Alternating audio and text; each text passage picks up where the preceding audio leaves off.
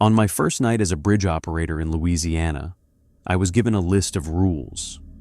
Not training, not safety procedures.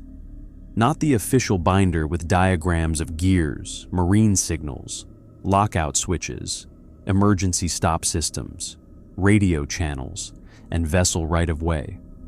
Rules, handwritten, laminated, taped to the inside of a metal cabinet in a bridge house that smelled like hot dust, river mud, old coffee, and machine oil.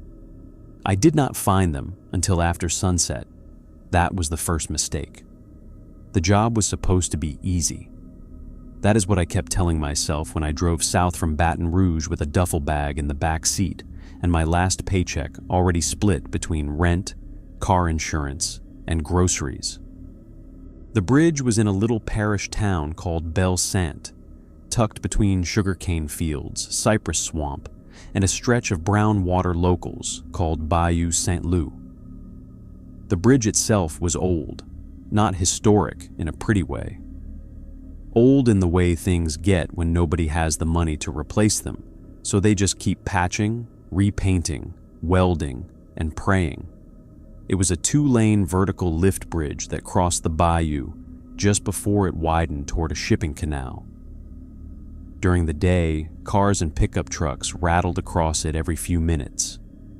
At night, vehicle traffic slowed down, but barges, shrimp boats, work skiffs, and oil service vessels still came through when the tide, schedule, or weather demanded it. My job was to sit in the bridge house, monitor radio traffic, stop road traffic when vessels needed clearance, sound the horn, lower the gates, raise the span, let the boat pass, lower the span, raise the gates, log the opening, and repeat until 6 a.m. Simple. The kind of simple job that can still kill people if done wrong. I took it seriously. At least, I thought I did. The bridge house sat above the roadway on the east side of the bridge, reached by a narrow steel stairway bolted to the tower. From up there, you could see the black ribbon of road, the bayou below, the operator controls, the traffic signals, the barrier gates, and the lift span's counterweights hanging like enormous dark blocks inside the steel frame. The bayou beneath was wide, slow, and brown during the day. At night, it became something else. I know how that sounds. Water is water. But if you've ever stood over deep southern water after dark, with cypress knees pushing up from the banks and Spanish moss hanging like old hair from the trees, then you know there are places where night does not just fall. It rises. The man who trained me was named Lionel Boudreau. He was not my boss exactly. My actual supervisor worked for the parish transportation office and spoke to me twice by phone. Lionel was the outgoing night operator, though outgoing made it sound like he was retiring. He was quitting. He never said why. Lionel was in his 60s, lean, sun-browned, with a white mustache, a limp in his left leg, and eyes that kept moving even when the rest of him was still. He wore a faded parish work shirt, rubber boots, and an old saint's cap with the brim curved almost shut. He met me at the base of the bridge stairs at 5:10 p.m. "You're Aaron?" he asked. "Yeah, Aaron Vale." He looked at me for a second too long. "Don't use your last name on the radio after dark." I laughed because I thought he was being folksy. He didn't laugh. "Just Aaron? Bridge operator is better." That was the first thing he said to me. "Not welcome. Not nice to meet you. Do not use your last name after dark." He took me up the stairs and showed me the bridge house. It was smaller than I expected.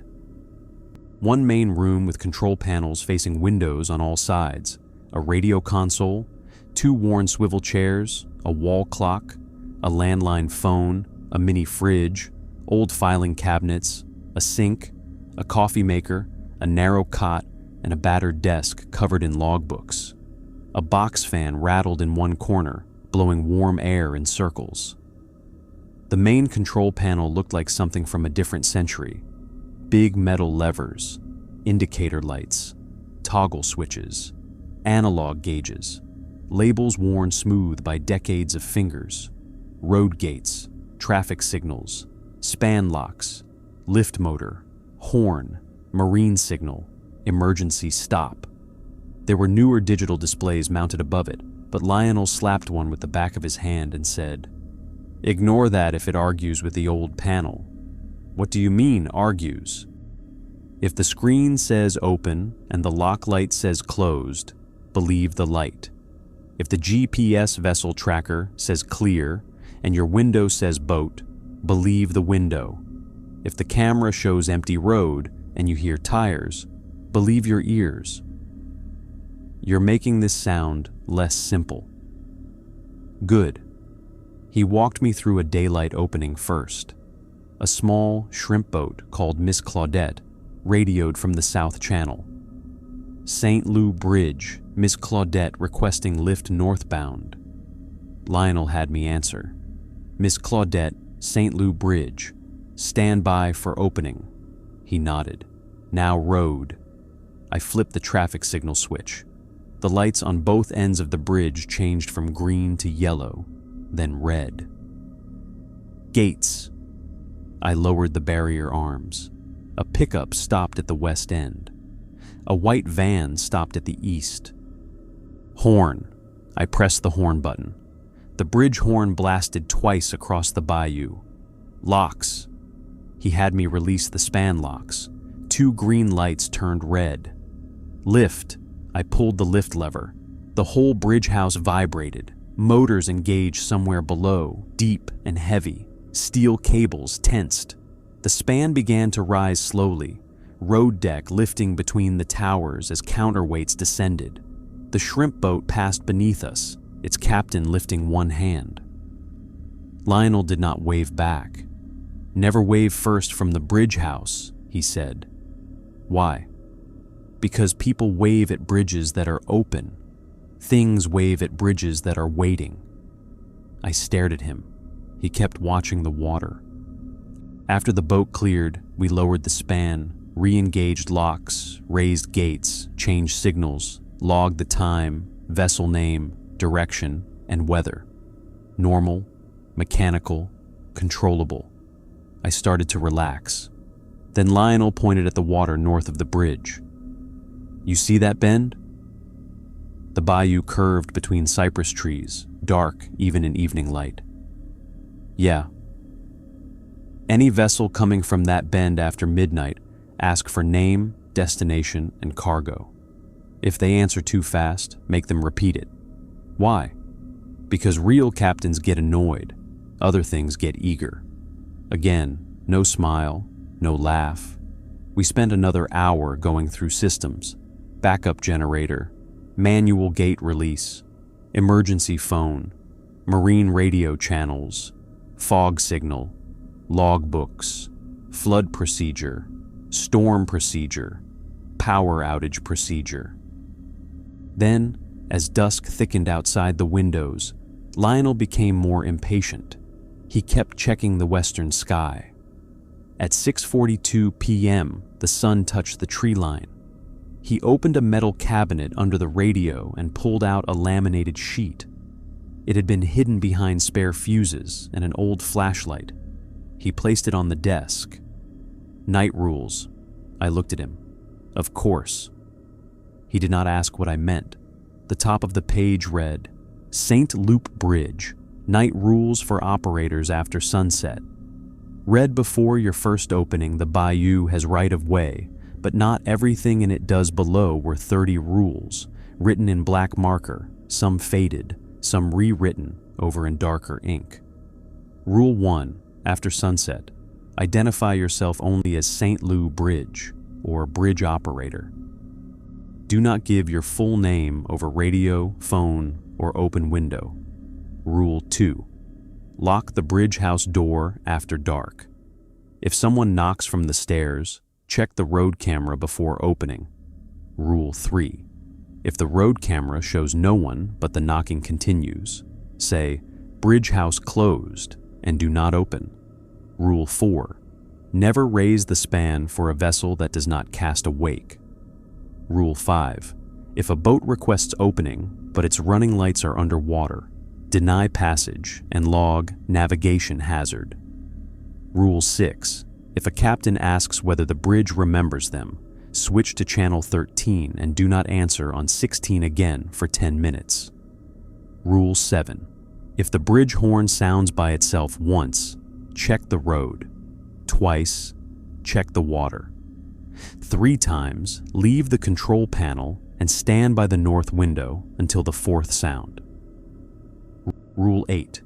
If the barrier gates lower by themselves, do not raise them until you count vehicles on both sides.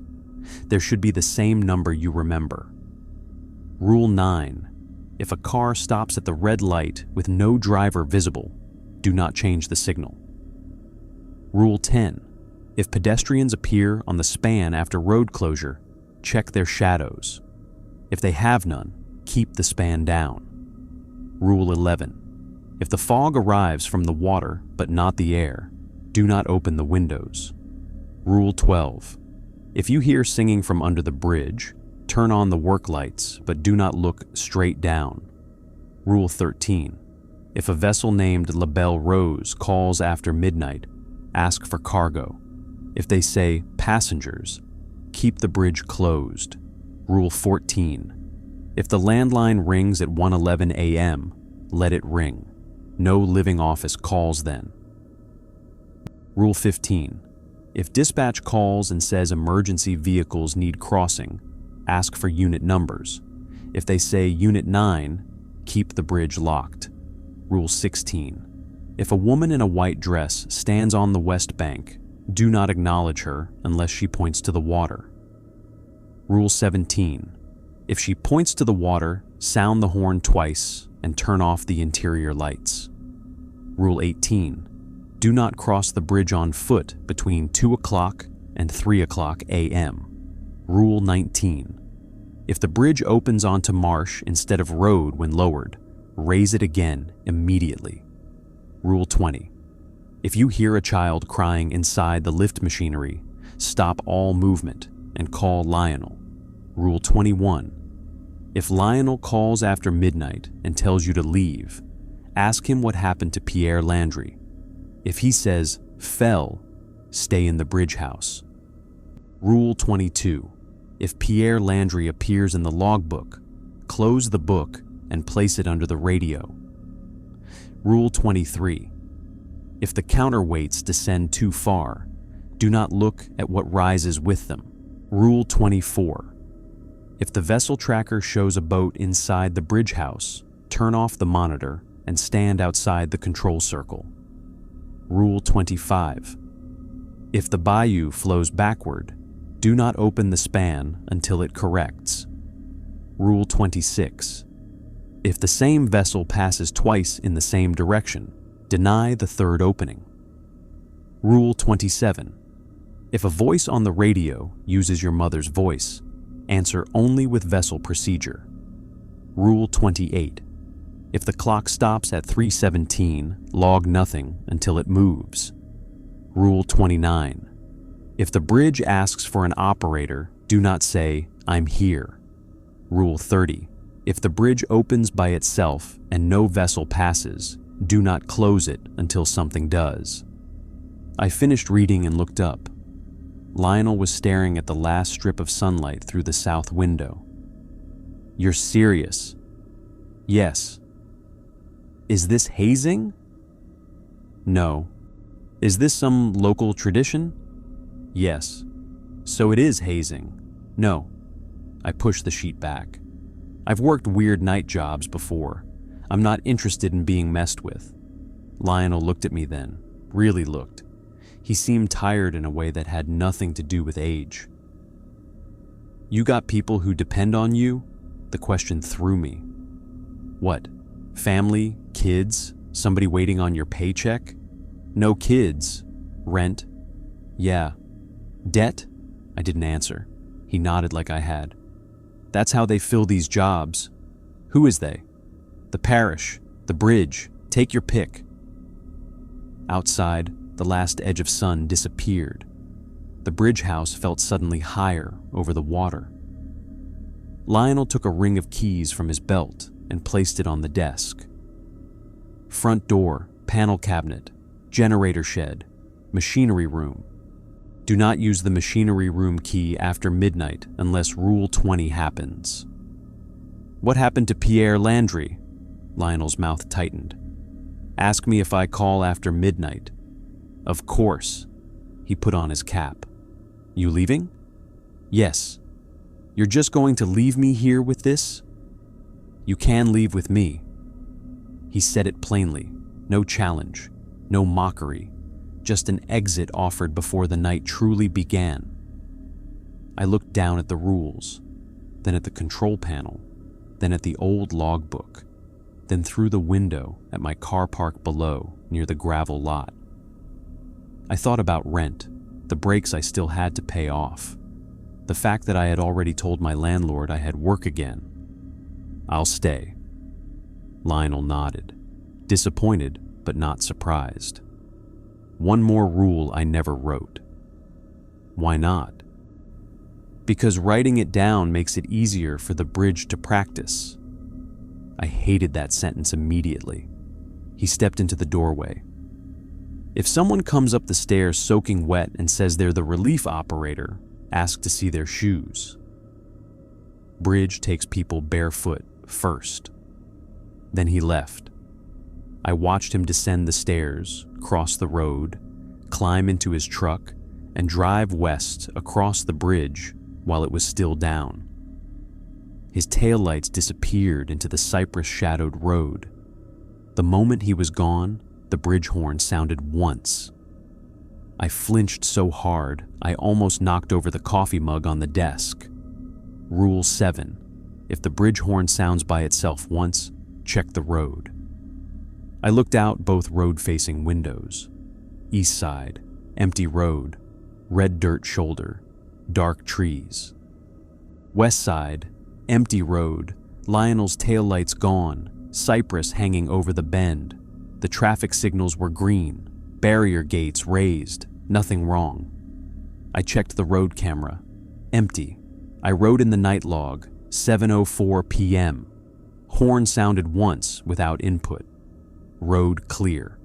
The pen scratched louder than it should have. At 7:12, the first real vessel called. St. Luke Bridge, this is Tug Maribel southbound, pushing 2 empty barges, requesting opening. The voice sounded normal, annoyed, tired, human. I followed procedure. Maribel, St. Luke Bridge, confirm destination and cargo. A pause. Then the captain said, South Canal, 2 empties. You new up there? That annoyance helped more than anything. Stand by for opening. I checked the water. The tug had running lights above water, white and red and green where they should be. It cast a wake. I saw the bow pushing brown water aside, heard the engine growl, watched the barges swing slightly in current. Real enough. I stopped road traffic, lowered gates, sounded horn, released locks, raised span. The bridge vibrated under me. The bayou opened. The tug passed through. The captain looked up toward the bridge house and lifted 2 fingers. I did not wave first. I did not wave at all. After he cleared, I lowered the span, locked it, raised gates, and logged the opening. Normal. Good. For the next hour, the job was boring. A work skiff at 7:48, a shrimp boat at 8:10. A small, private vessel that sounded half drunk at 8:39 but still had a wake, lights, registration, and a captain who cursed when I asked him to repeat cargo. By 9 o'clock, I had almost convinced myself the rules were just the product of decades of swamp stories and bored operators. Then the fog arrived. Not from the sky. The night above the bayou stayed clear. A slice of moon hung over the trees. Stars showed between clouds. The air in the bridge house was humid but not misty, but the water below began to steam. White fog lifted from the bayou in low sheets, crawling across the surface without rising more than a few feet. It moved against the wind, north to south, slow and deliberate. Rule 11. If the fog arrives from the water but not the air, do not open the windows. The bridge house windows were already shut. I checked each latch anyway. Locked. Outside, the fog thickened until the water disappeared completely. Only the tops of the channel markers showed, red and green lights floating above white. The marine radio crackled. St. Lou Bridge. No vessel name. I waited. St. Lou Bridge, requesting opening northbound. The voice was soft, male, distant. Vessel name, destination, and cargo, I said. A pause. Northbound. State vessel name, destination, and cargo. The fog pressed against the glass. The voice returned. You know me. Rule 6. If a captain asks whether the bridge remembers them, switch to channel 13 and do not answer on 16 again for 10 minutes. He had not asked exactly. He said, you know me. Another edge. I switched from channel 16 to channel 13. Static. I did not answer for 10 minutes. Channel 16 kept lighting up. I watched the timer on my phone. The voice came faintly through the other speaker, even though I had turned the volume down. Bridge, then operator, then Aaron, my name, not my last name, but still. At exactly 10 minutes, I switched back to 16. The radio was silent. The fog thinned. No vessel appeared. I logged 9:06 p.m. Unidentified vessel request in water fog. No name/cargo. Switched channel 13 for 10 minutes. No opening. At 9:44, the barrier gates lowered by themselves. I was standing by the coffee maker when I heard the motors engage. Both road gates descended, red warning lights flashing on the roadway. I rushed to the panel. I had not touched it. Rule 8. If the barrier gates lower by themselves, do not raise them until you count vehicles on both sides. There should be the same number you remember. East side, one pickup had pulled up to the red light. West side, no vehicles. Before the gates lowered, I remembered no vehicles on either side. That already did not match. I checked the road camera. East pickup visible, west empty. Then headlights appeared on the west road bend. A sedan rolled slowly toward the bridge and stopped at the lowered gate. 2 vehicles now. One east, one west. Same number as I could now see, but not same number as I remembered. The rule said same number you remember. I remembered 0.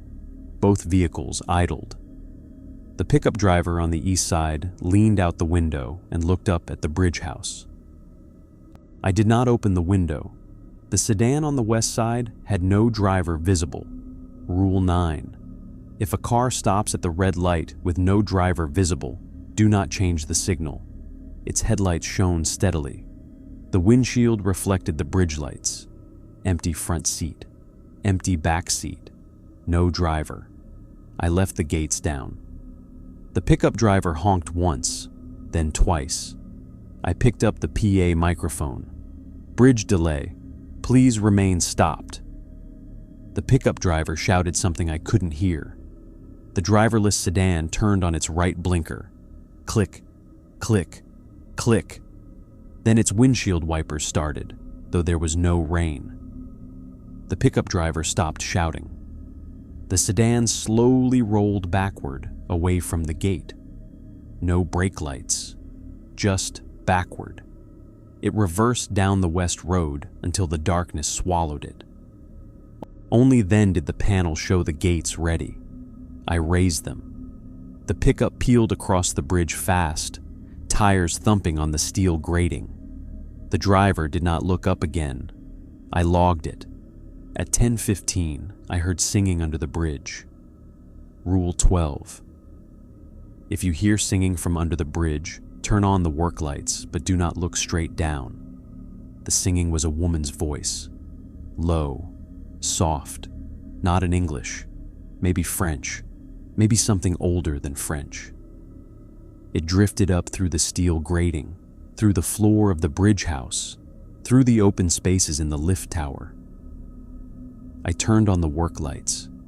Huge white lamps mounted beneath the bridge flickered alive, shining down at the water and machinery. I did not look straight down. Instead, I looked at the reflection in the north window. In it, I could see the bridge deck behind me and a slice of water below. Something white moved under the span. Not a boat, a dress, floating. Then the singing stopped. On the west bank, near a clump of cypress roots, a woman in a white dress stood facing the water. Rule 16. If a woman in a white dress stands on the west bank, do not acknowledge her unless she points to the water. She stood still. I did not acknowledge her. Her dress did not move in the night air. Her hair hung long and black down her back. She turned her head toward the bridge house. I looked at the control panel. The marine radio hissed. A child laughed once. Then the woman lifted one arm and pointed toward the water. Rule 17. If she points to the water, sound the horn twice and turn off the interior lights. I hit the horn. Once. Twice. The blasts rolled over the bayou. Then I turned off the bridge house lamp. The room went dark except for panel lights and moonlight. Outside, the work lights illuminated the water beneath the bridge. I did not look straight down. A shape broke the surface near the west pier, long, dark, like a log. Then it rolled. An alligator? No, too long, too pale beneath. The woman on the bank lowered her hand.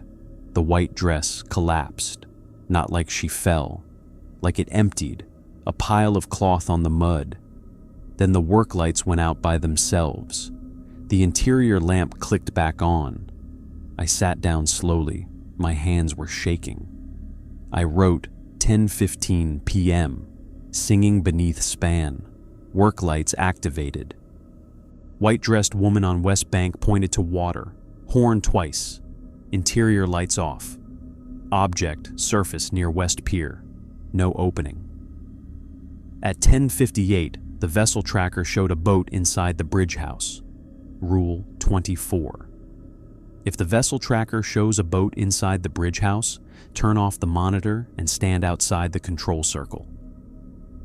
The digital tracker screen displayed a small triangle labeled Unknown AIS, positioned exactly at my coordinates, inside the bridge house. I turned off the monitor. Then I looked down at the floor. There was a painted yellow circle around the main control panel, faded but visible.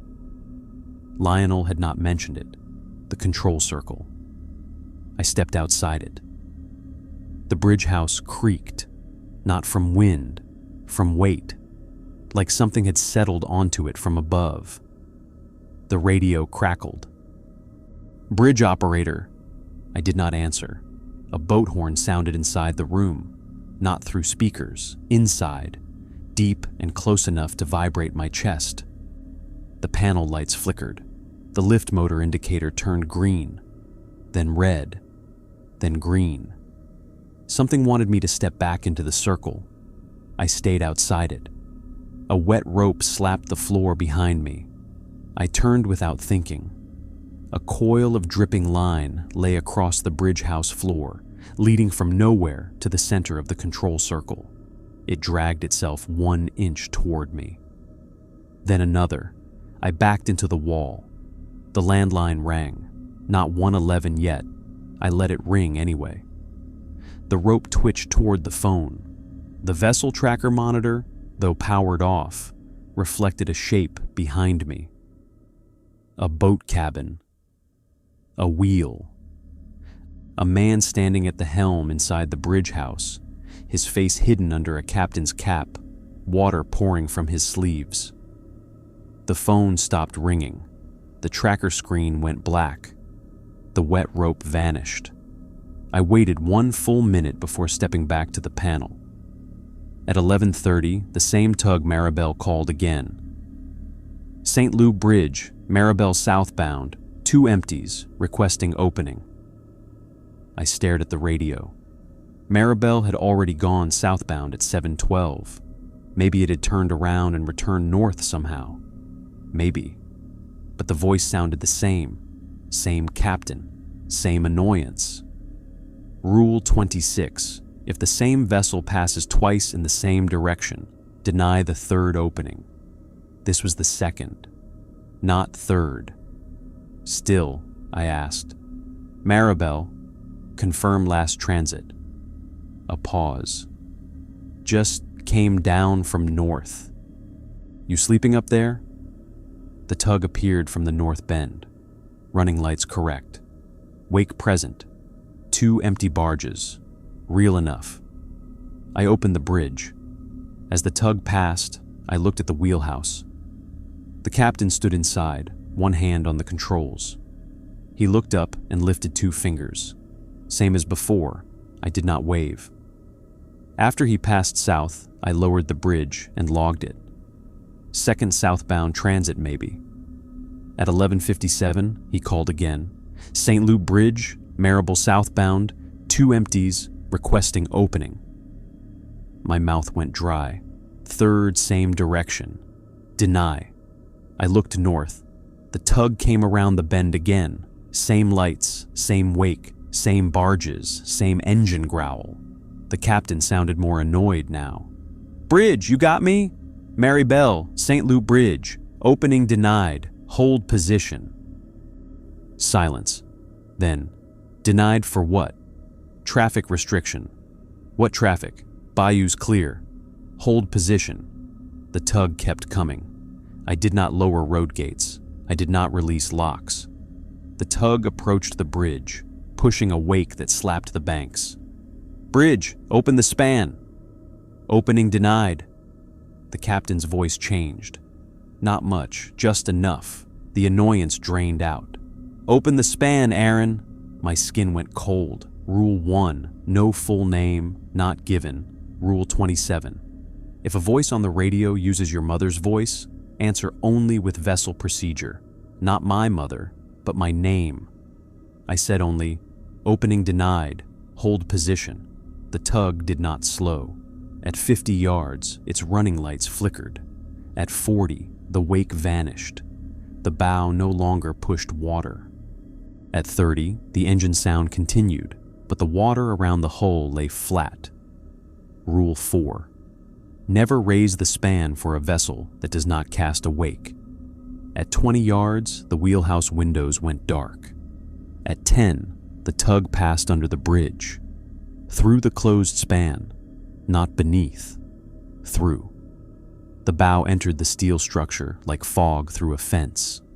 The barges followed, silent now, passing through girders, road deck, concrete piers, everything, while the panel lights flickered and every bolt in the bridge groaned. The radio whispered, "Third time's yours." Then the tug was gone. South water flat, north bend empty. The bayou flowed backward. I noticed because leaves and foam began moving north against the current. Rule 25. If the bayou flows backward, do not open the span until it corrects. Fine, I had no intention of opening. Then dispatch called, not on the radio, on the landline. It was 12:08 a.m. I answered because no rule said not to until 1:11. St. Loup Bridge. A woman's voice said, "Bridge operator, emergency vehicles need crossing eastbound. Raise gates." Rule 15. If dispatch calls and says emergency vehicles need crossing, ask for unit numbers. If they say Unit 9, keep the bridge locked. What unit numbers? Ambulance 3 and Sheriff Unit 9. I looked at the road. East side empty. West side empty. No lights, no sirens. Bridge remains locked, I said. Operator, this is emergency traffic. Bridge remains locked, her voice sharpened. People will die if you don't open. I said nothing. Raise the gates. No, the landline crackled. The dispatcher's voice changed to my mother's. She had been dead 6 years. Aaron, honey, let them through. Rule 27. If a voice on the radio uses your mother's voice, answer only with vessel procedure.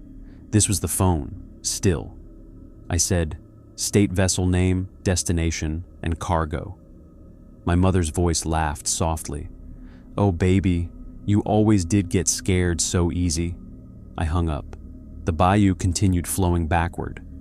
The clock ticked toward 12:30. I called Lionel. No signal from my cell. The office landline gave no dial tone.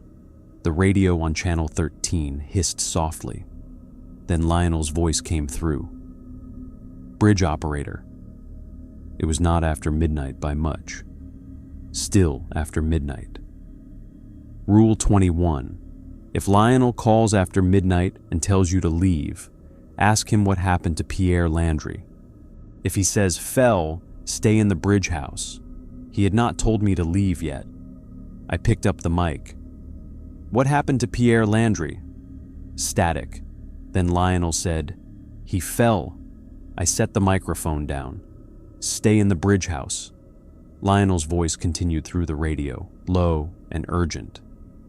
Aaron, listen to me. You need to get out before 1:11. I did not answer. Do you hear me? Leave now. Go down the stairs. Take your car. Don't look back. The bayou outside stopped flowing backward. For one moment, it was still. Then it resumed normal current southward. The radio clicked. Lionel's voice whispered, too late. At 1:11 a.m., the landline rang. Rule 14. Let it ring. No living office calls then. It rang once, twice, 3 times. I sat with my hands in my lap and watched it. 4, 5, 6. The ringing sounded too loud for the bridge house. 7, 8, 9. On the 10th ring, the phone slid 1 inch across the desk. On the 11th, the receiver lifted by itself. It hung in the air, cord stretching. A voice came through the speaker, not on speakerphone, through the dangling receiver. St. Lou Bridge, it was my voice. Hearing vessel request southbound. No. Preparing opening. No. The control panel lights turned green one by one. Traffic signals, road gates, span locks, lift motor. I stepped outside the control circle. The voice in the phone continued, pretending to be me. Road traffic stopped. Outside, the barrier gates began lowering. Marine signal clear. The bridge horn sounded twice. Span locks released. The lock lights switched red. No. The bayou below was empty. No vessel. No wake. No running lights. Rule 30. If the bridge opens by itself and no vessel passes, do not close it until something does. The lift motor engaged. The span began to rise. I stood outside the control circle, unable to stop it without stepping in. The phone voice said, opening for La Belle Rose. Rule 13. If a vessel named La Belle Rose calls after midnight, ask for cargo. If they say passengers, keep the bridge closed. I had not heard it call. The bridge had accepted the request itself. The span climbed higher. Below, the bayou darkened. Not shadow, depth. Something large moved under the water, approaching from the south. A boat's running lights appeared. Low, too low. Underwater. Rule 5. If running lights are underwater, deny passage and log navigation hazard. Too late. The bridge was opening. The radio crackled. A woman's voice said, St. Lou Bridge, this is La Belle Rose requesting passage northbound. I grabbed the microphone. "State cargo." A pause. Then the woman said, "Passengers." The bridge span reached full height. The road hung open above the bayou. From the south fog, La Belle Rose emerged. An old riverboat, white railings, black smokestack, dim yellow windows, half sunk with its lower deck underwater and lights glowing beneath the surface like drowned stars. People stood along its upper railing, dozens of them, maybe more. I did not count. Their clothes were wet, their faces turned upward toward the bridge house. The riverboat drifted toward the open span without wake. The phone receiver dropped onto the desk. My own voice whispered from it. "Passengers have right of way." La Belle Rose passed beneath the raised bridge. As it did, every person on deck lifted one hand and waved. Every passenger on La Belle Rose waved up at me. Dozens of pale hands lifted from the railing, dripping bayou water onto the riverboat's upper deck. Their faces were turned toward the bridge house, but the windows reflected too much yellow light for me to see their eyes. I did not wave back. Lionel had told me on my first opening, never wave first from the bridge house. But this was not first. They had waved first. Rule 13 said, keep the bridge closed if La Belle Rose said passengers. It was already open. Rule 30 said if the bridge opened by itself and no vessel passed, do not close it until something does. Something had passed. So now I could close it. Maybe. The riverboat moved slowly beneath the raised span, its smokestack almost brushing the underside of the steel. The whole bridge vibrated as if it recognized the boat, as if the cables and counterweights remembered the shape passing beneath them. No wake followed it. The water around the hull stayed flat. The submerged lights glowed below the surface, showing the lower deck under black water. I saw chairs down there, tables, curtains waving behind drowned windows, a chandelier swinging gently in a room that should have been crushed by water pressure and rot. The passengers on the upper deck kept waving. Then, one by one, they stopped.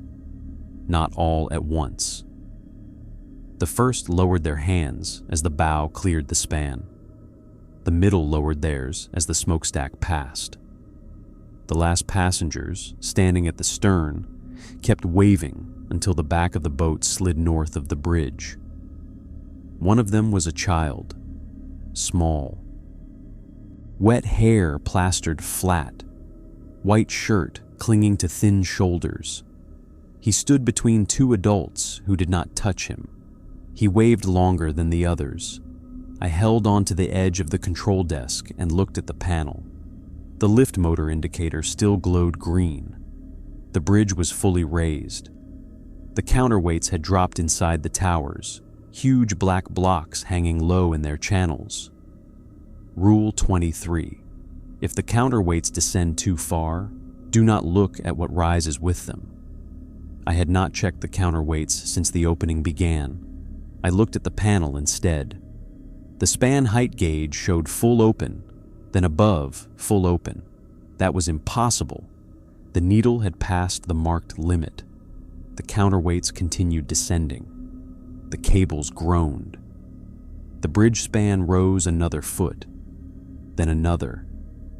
The motor should have stopped. I slammed the control lever to neutral. Nothing. The span kept rising. I hit emergency stop. The button depressed with a heavy click. The lift motor stopped, but the bridge kept moving. Not powered now, pulled. The counterweights descended below their housings, past where they should have physically been able to go. Do not look at what rises with them. I kept my eyes locked on the control panel. Steel shrieked outside. The bridge house tilted slightly toward the water. Below, I heard something rise. Not the span, something else. A wet scraping sound from the bayou. Chains, wood, long-drowned metal. The marine radio clicked. LaBelle Rose called again. "St. Lou Bridge, thank you for the opening." I did not answer. The same woman's voice continued. "We left one passenger behind." No. I stared at the dead emergency stop button. The bridge span finally stopped moving. The counterweight alarm buzzed softly. A red light blinked on the panel. Over travel. Outside, from the stairs below the bridge house, came a knock. 3 slow taps on the door. Tap, tap, tap. Rule 2. Lock the bridge house door after dark. I had locked it. Rule 3. If someone knocks from the stairs, check the road camera before opening. If the road camera shows no one but knocking continues, say, "Bridge house closed," and do not open. I moved to the road camera monitor. The east stair landing camera showed static. I slapped the side of the monitor. The image flickered. Empty stairs. No one at the door. The knocking came again. Tap, tap, tap. A child's voice called through the metal door. "Sir?" My mouth went dry. The boy from the stern. "I missed my boat." The riverboat's lights were already fading north along the bayou. I said, "Bridge house closed." The child sniffed. "My mom was on there." No answer. "My daddy too." No answer. "They told me to ask the operator." No answer. The doorknob turned. Locked. The child whispered, "I can't swim." My hand moved toward the lock before I stopped it. No. I looked at the camera again. Empty landing, empty stairs, but the doorknob kept turning. "Bridge house closed," I said again, louder. The child started crying. Not loud, small, wet, lost. The exact sound meant to make adults forget rules and open doors. The bridge span hung above the bayou. The road was cut in half. The counterweight alarm still buzzed. The child cried at the door. I backed away from all of it. The marine radio hissed. A woman on channel 16 said, "You left my son." I answered only with procedure. State vessel name, destination, and cargo. The crying outside stopped. The radio went silent. Then the woman laughed, softly. "You'll learn cargo." The doorknob stopped moving. When I checked the road camera again, wet footprints led down the stairs. Barefoot, small. Lionel's unwritten rule came back hard. If someone comes up the stairs soaking wet and says they're the relief operator, ask to see their shoes. Bridge takes people barefoot first. The bridge takes people barefoot first, not just operators. I returned to the panel. The span was still raised too high. I needed to lower it, but the counterweights had descended too far. I could not look at what rose with them. I stood facing the panel and used the north window reflection to see just enough of the bridge structure behind me. The counterweights hung low, too low. Below them, in the dark gap inside the tower, something pale had risen from the water, not fully visible, a shape clinging to the underside of the counterweight. Long arms, wet hair, a back bent backward. I looked away before details formed. The emergency stop had frozen the system. Official training said never restart after over-travel until maintenance inspection. Night rules said nothing about over-travel recovery, but Rule 30 said if the bridge opens by itself and no vessel passes, do not close until something does. Something had passed. Rule 25 said if bayou flows backward, do not open until it corrects.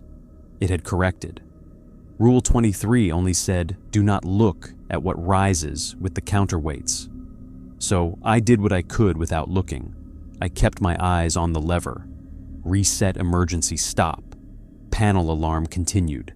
Lift motor ready light flickered. I pulled the lowering lever down just enough. The bridge groaned. The span began to descend. Outside, something screamed. Not from the bridge house door, not the radio, from the towers. The pale thing rising with the counterweight did not want to go back down. The bridge shook. The lowering motor strained. The span dropped foot by foot. I watched the lock indicator. I watched the height gauge. I did not watch the counterweight reflection. The scream became a wet gurgle. Then a woman's voice. "Operator." No answer. "Operator, please." No. "If you lower it, he stays under." No. The span descended. The gauge returned to normal range. The alarm stopped. The counterweights rose back into their housings. The wet voice cut off. The span met the roadway with a deep metallic thud. I engaged the locks. Green lights. The road was whole again. Only then did I raise the barrier gates. No cars waited on either side. No trucks. No emergency vehicles. The bridge had opened in the middle of the night for a drowned riverboat full of passengers and closed on nothing. I logged it. 1:27 a.m. Unauthorized self-opening for vessel La Belle Rose. Vessel reported cargo as passengers. Span over travel occurred. Emergency stop applied. Unidentified object associated with counterweights not observed directly. Vessel passed northbound without wake. Span lowered after passage. Gates raised. No road traffic. As soon as I wrote the words La Belle Rose, the ink smeared, not from my hand, from water. The logbook page soaked through. Letters bled into one another until the entry became unreadable. Rule 22. If Pierre Landry appears in the logbook, close the book and place it under the radio. Pierre Landry had not appeared, not yet. But as I watched, the wet ink reformed. Not into my entry, into a name, Pierre Landry. Over and over, every line on the page, Pierre Landry, Pierre Landry, Pierre Landry. I slammed the logbook shut and shoved it under the radio. The radio immediately began vibrating, not ringing, not static. Vibrating, like something under the logbook was knocking up against it. 3 knocks, then a pause. 3 knocks, then a pause. A child crying inside lift machinery. No, not machinery. Under the radio. But Rule 20 said if you hear a child crying inside the lift machinery, stop all movement and call Lionel. The bridge was down. No movement. I still had to call Lionel. The landline was useless. My cell had no service. The radio had Lionel's voice, but Rule 21 had already made it clear something could wear him. I opened the cabinet where the rules had been hidden and found an old handheld radio behind a coil of cable. A piece of tape on it read, "Lionel only." I turned it on, static. Then Lionel's real voice, or something close enough, said, "Took you long enough." I froze. "What happened to Pierre Landry?" Silence. Then Lionel said, "He didn't fall." My knees almost gave out. "What happened? You got the logbook under the radio?" "Yes." "Good. Leave it. Stop saying good. Still mad enough to talk back. That helps. Where are you?" "Home." "Prove it." He sighed. My left knee clicks because the bridge gate crushed it in '09. I keep my coffee in a thermos with duct tape on the handle. "I told you not to use your last name after dark."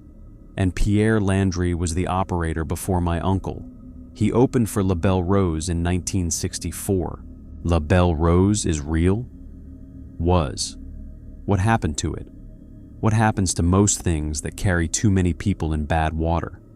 It sank north of the bridge in fog. 56 passengers, 11 crew. And Pierre, he raised the bridge for it after it was already sunk. I looked at the north window. The bayou lay dark and flat. "How is that possible?" Lionel gave a dry laugh. You still asking possible questions? Fair. What do I do? You heard the child. Outside the door, then under the radio, maybe machinery. Did you open? No. Did you move the span after hearing it? No. Keep it that way until the crying stops. How long?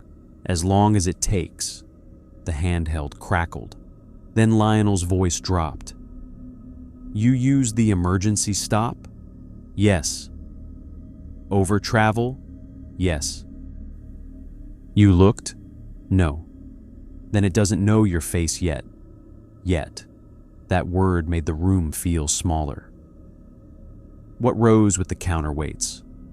Lionel did not answer immediately. Then he said, parts of the passengers don't know they're passengers. That means nothing. It means they think they're operators, captains, mothers, children, rescuers. They become whatever gets someone to move the bridge. The bridge horn sounded twice by itself.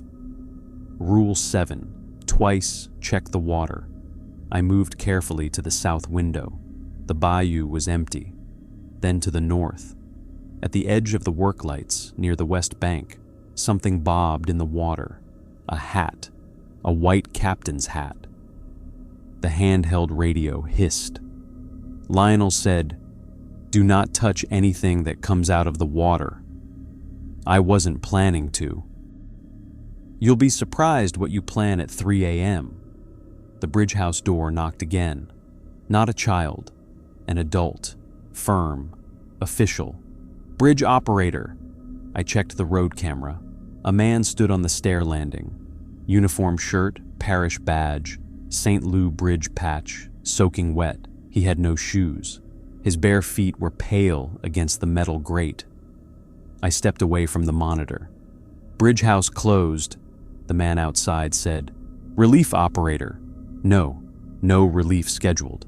My shift now. No relief scheduled. He knocked again, 3 times. Then said, you can go home. The handheld radio went silent. The wet man outside lowered his voice. Aaron, open the door. My name again, not last, still mine. I did not answer. The wet man said, the bridge needs an operator. Rule 29. If the bridge asks for an operator, do not say, I'm here. I said nothing. The bridge needs an operator. No answer. The bridge needs an operator. The control panel lights went out. Every one.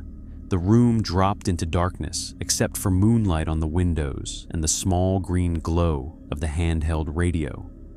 The wet man whispered through the door, I'm here.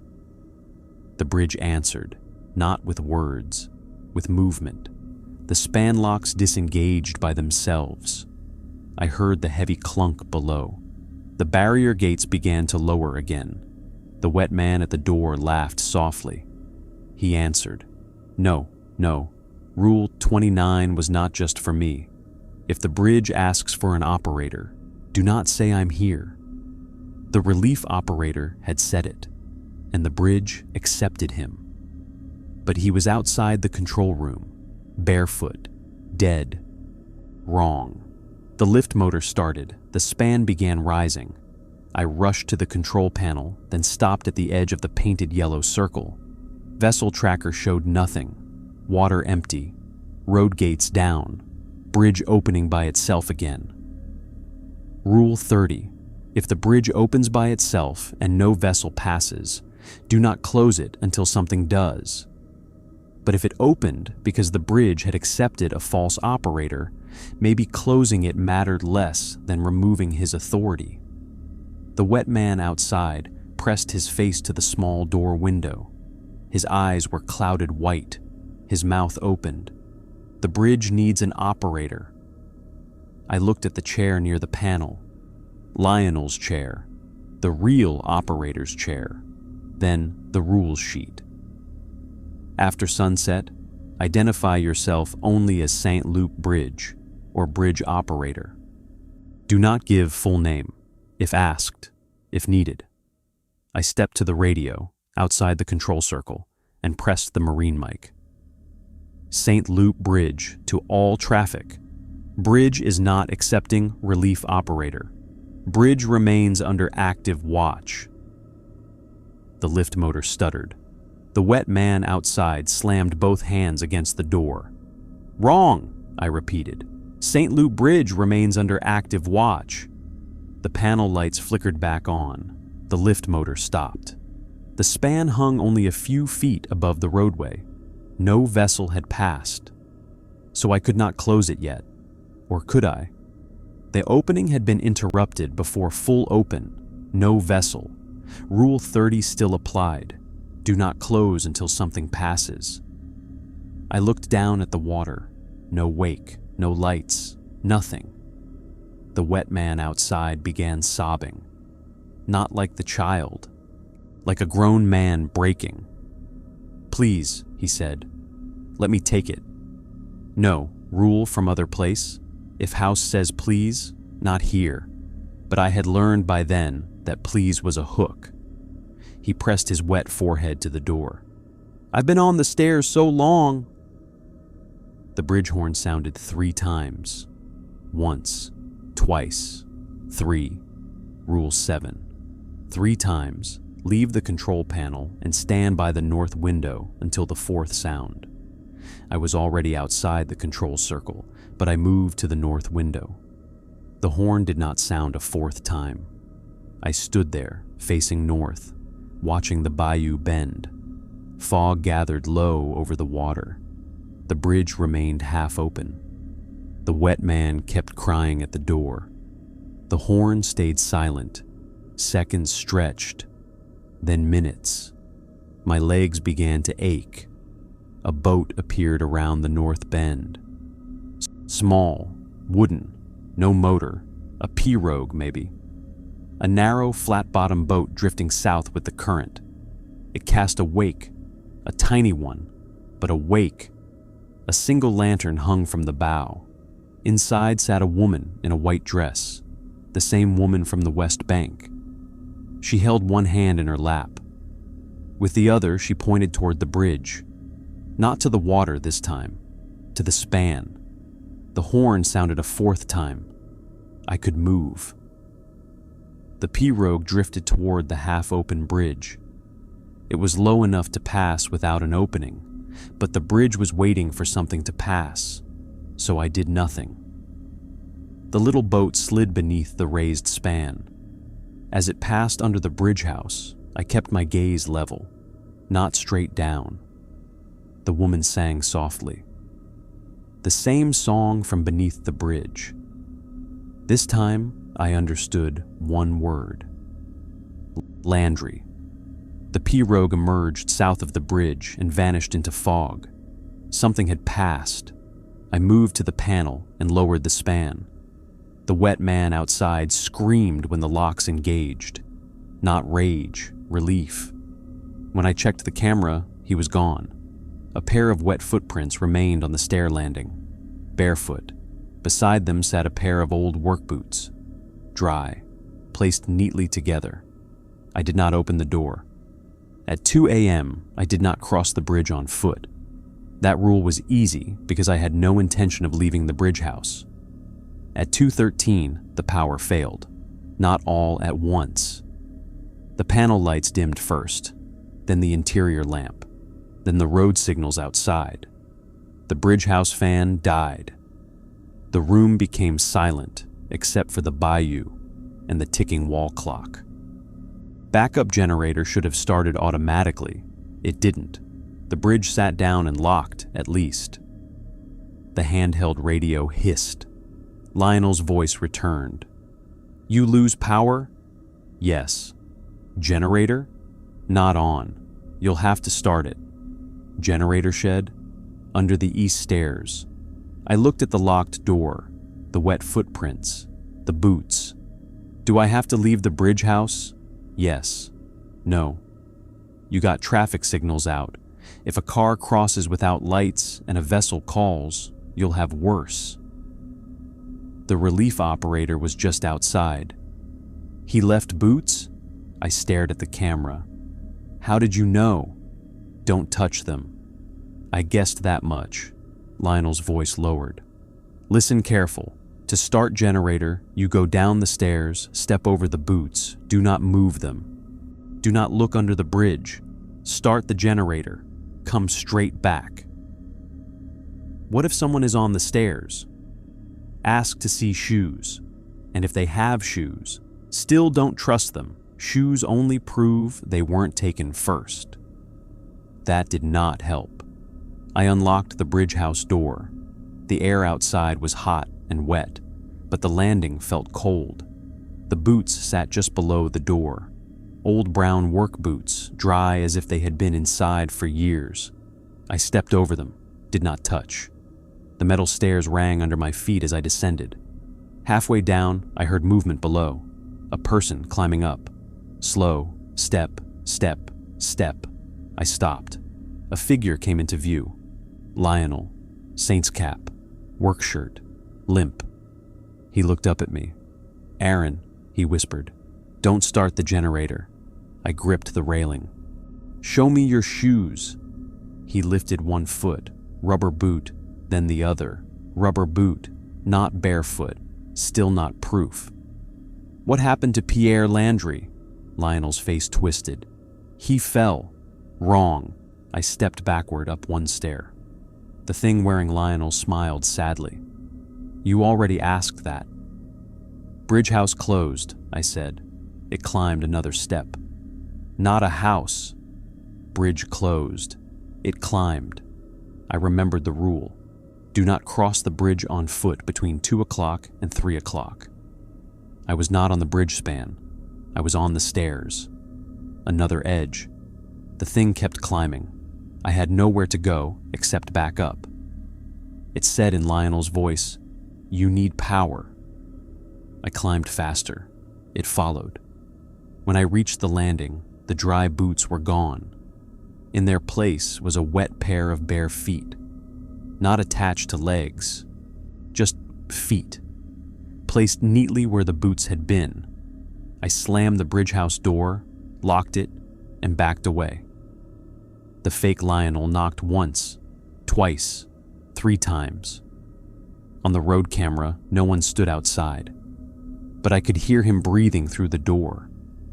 The generator stayed off. The clock ticked. 2:21, no road signals, no radio base, only handheld static and moonlight. Then headlights appeared on the east road.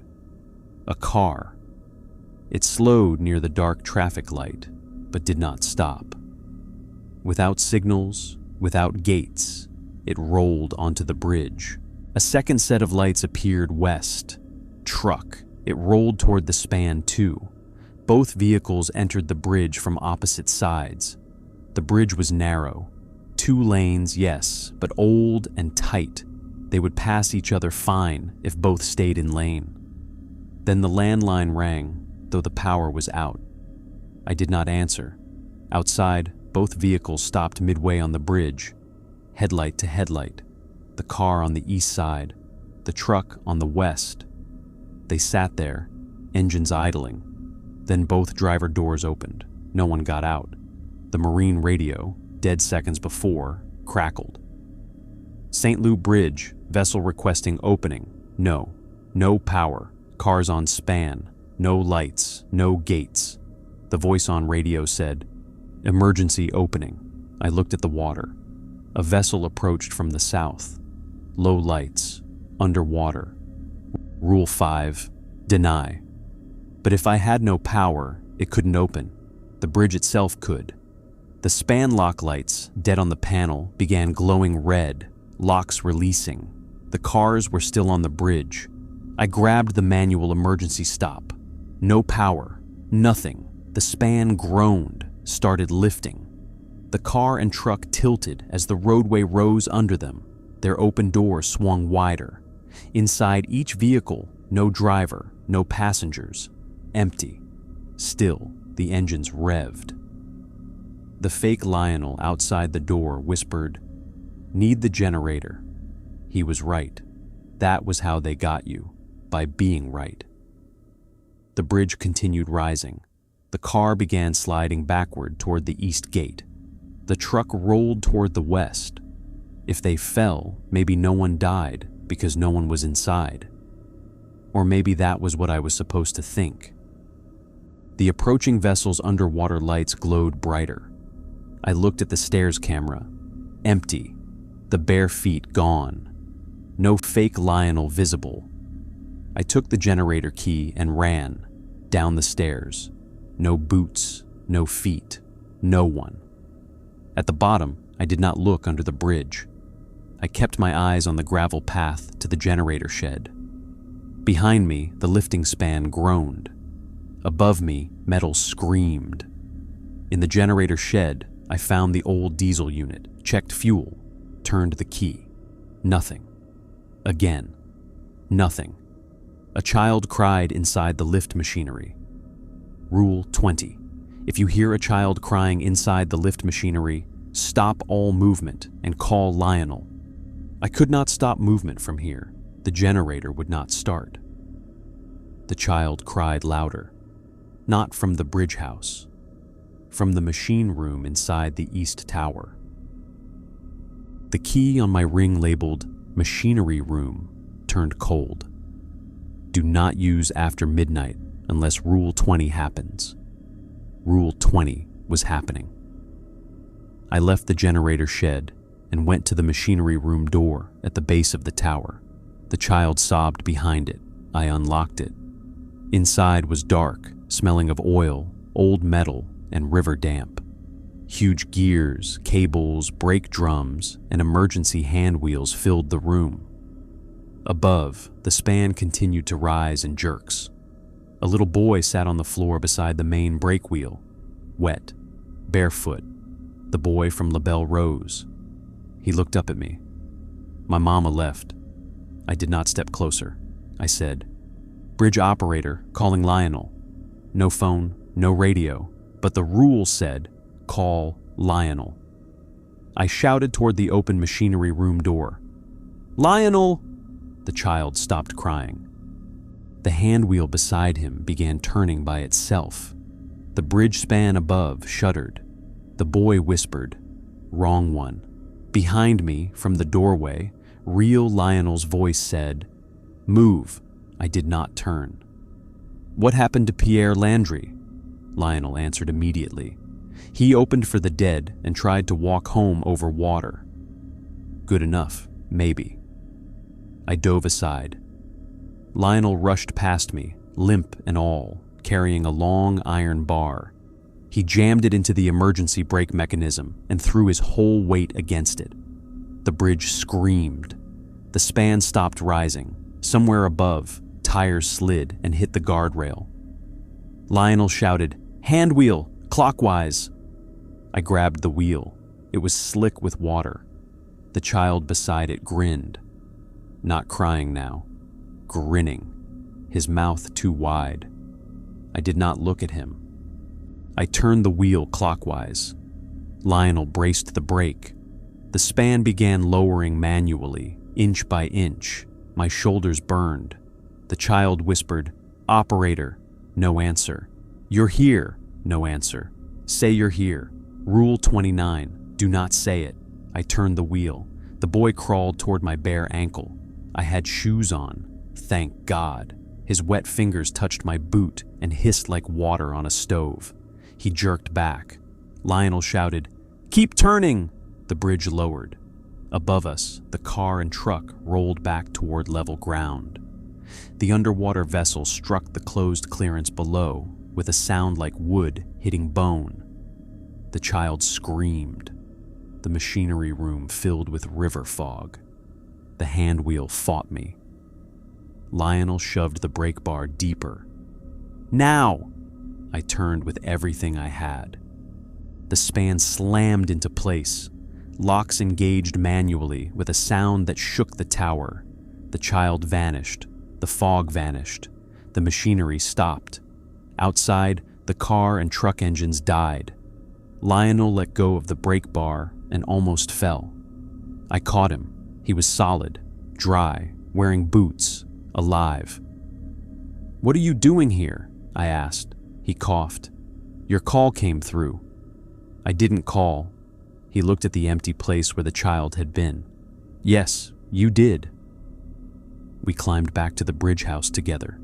The power returned on its own as we reached the landing. Traffic signals blinked back to life. Panel lights stabilized. The road cameras showed the bridge empty.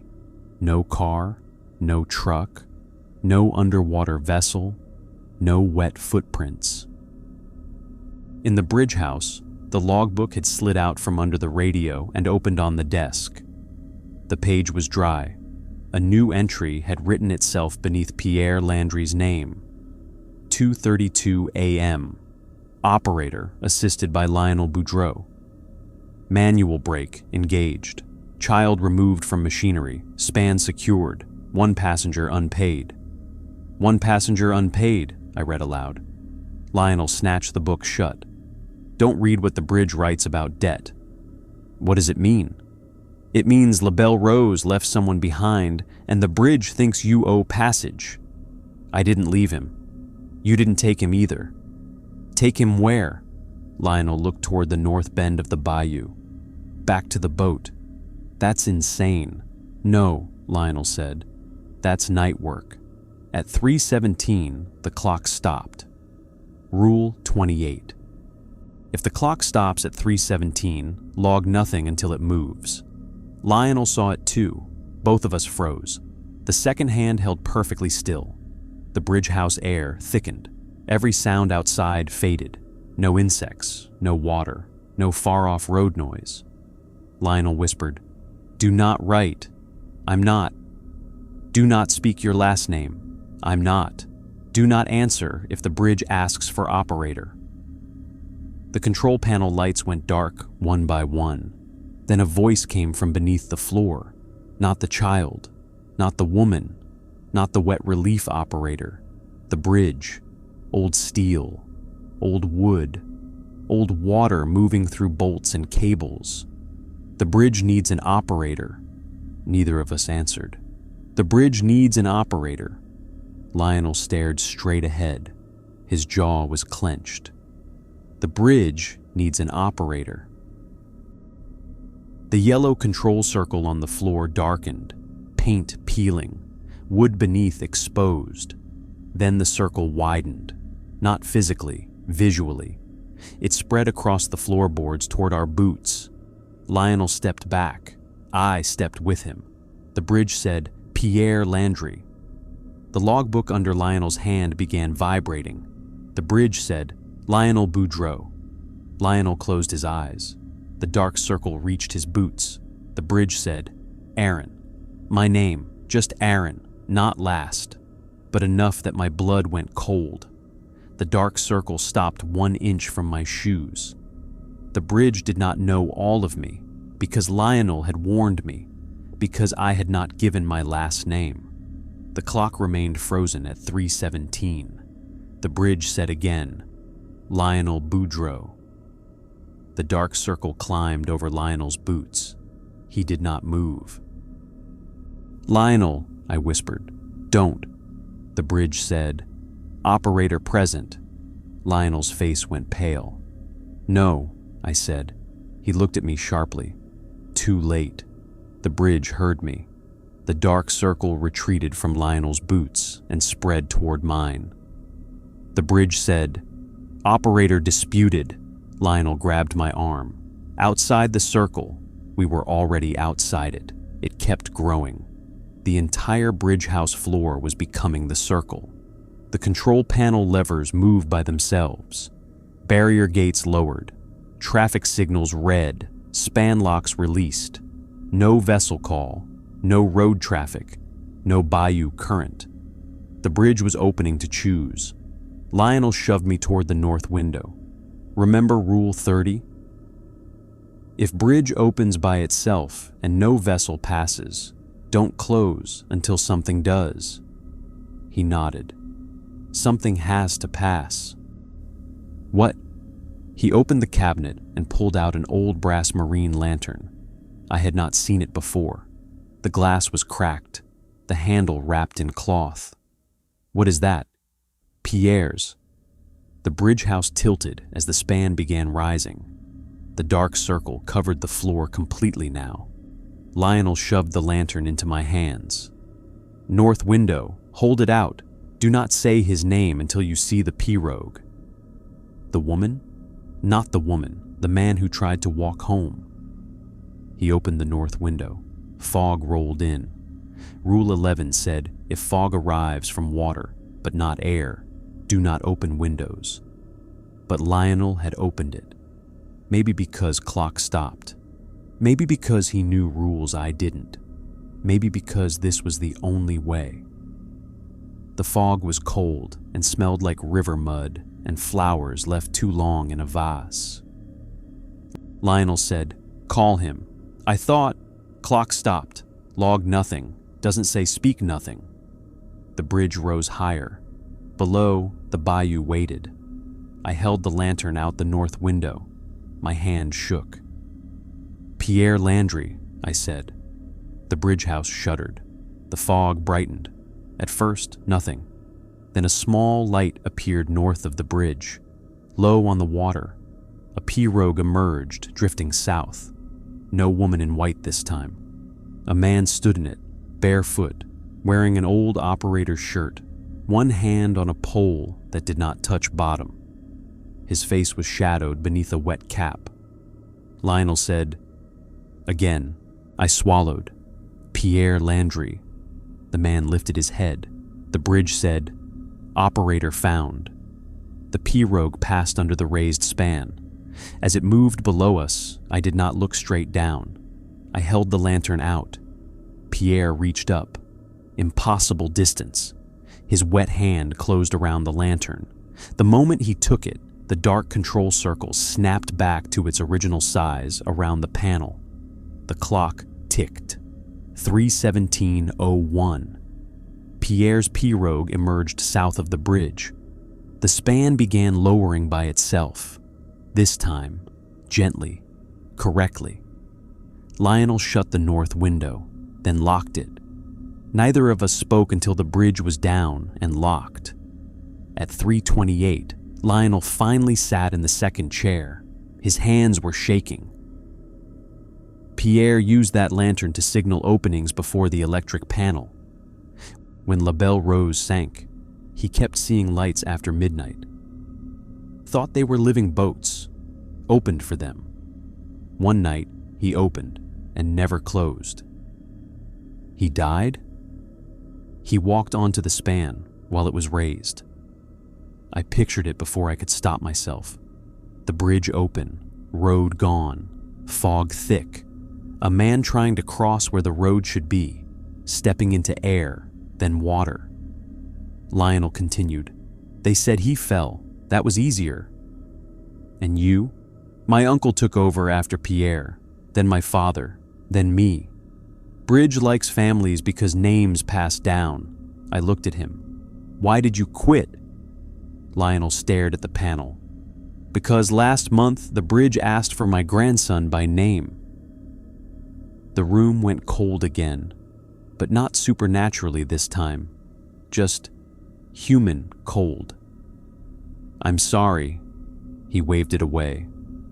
No, you're not yet. You will be if you stay. At 3:44, the landline rang again, not 111. Lionel looked at it. Let it ring. So we did. It rang 4 times, then stopped. The radio crackled. A vessel called southbound.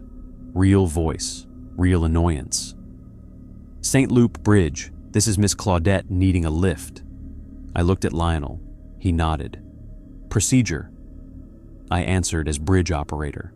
Miss Claudette, St. Loup Bridge, state destination and cargo. South Canal, ice and shrimp, and a captain too tired for games. Lionel smiled faintly. Real. We opened for her. The boat had a wake, lights above water, captain visible. She passed cleanly. When she cleared, I lowered the bridge and logged it. The ink stayed dry. At 4:20, fog returned, not low over water this time. From the air. Natural. Weather. Lionel made coffee. Terrible coffee. I drank it anyway. For almost an hour, nothing happened. That quiet was worse than the calls. At 5:06, a car stopped at the west red light, but the signal was green. The road gates were raised, no bridge opening. Still, the car stopped as if a red light held it. Old sedan, dark blue, no driver visible. Rule 9. If a car stops at the red light with no driver visible, do not change the signal. The signal was green, so I did not change it. Lionel stood beside me at the window. The car remained. Then its passenger door opened. A woman stepped out. White dress, long black hair, the woman from the bank. This time, she stood on the bridge roadway. Not the bank. She faced the bridge house and pointed to the water. Rule 17. If she points to the water, sound horn twice and turn off interior lights. I did. Horn once, twice, lights off. In the dark bridge house, Lionel whispered, "She doesn't usually come on the road." What does that mean? Means water's not where it belongs. The work lights beneath the bridge came on by themselves. I looked at the north window reflection, not straight down. Under the bridge, the bayou was empty. No, not empty, dry. Mud stretched beneath the span where water should have been, cracked and glistening. Fish flopped in shallow puddles. Cypress roots twisted from the banks. At the center, directly below the lift span, lay a road. Old, brick, covered in algae, running beneath the bridge from east to west. Lionel whispered, "Don't look at it." Too late. I had seen enough. What is that? Old crossing. There was a road under the bayou. There's always a road underwater if you go back far enough. The woman in white lowered her arm. The driverless sedan's headlights went out. For one moment, the bridge did not cross Bayou Saint Loup. It crossed a dry road where people stood in the mud, looking up at us. Dozens, maybe 56 passengers, maybe 11 crew, maybe more. Some wore riverboat clothes, some wore modern work shirts, some barefoot, some holding shoes, all waiting under the bridge for a way across. Then the interior lights turned back on. The bayou returned. The white-dressed woman and sedan were gone. Lionel sat down hard. "Morning's close," he said. "Does that make it safer?" "No, makes it hungry." At 5:37, the bridge asked one last time. Not through the floor, not the radio, not the phone, through every metal beam at once. "The bridge needs an operator." Lionel said nothing. I said nothing. The bridge asked again. "The bridge needs an operator." The sun had not risen, but the east sky had begun to pale. The shift ended at 6 o'clock. The bridge needed someone before then. The control panel light labeled operator, which I had not noticed all night, blinked red. I looked at Lionel. What happens if nobody answers? Then it chooses from names it has. It doesn't have my full name. No, it has yours. Lionel did not look at me. The red light blinked faster. The bridge said, "Lionel Boudreau." He closed his eyes. No. The bridge house door unlocked itself. The stairs outside creaked. Someone was coming up. Not wet, not slow. Heavy boots, real boots. The door opened. A man stepped in wearing a parish work shirt, rubber boots, and an old operator's cap. He looked like Lionel, but younger, maybe 30, maybe 40. His face was sun-browned, his mustache black. Lionel whispered, "Papa." The man ignored him and looked at me. "Relief operator." Lionel stood so fast his chair hit the wall. "No," his father smiled. "Shift's over." "No, it ain't." The older, younger man held up one hand. In it was a pair of work boots, Lionel's size, dry, waiting. The bridge said, "Operator transfer." The sky outside brightened another shade. The bridge had found a better hook.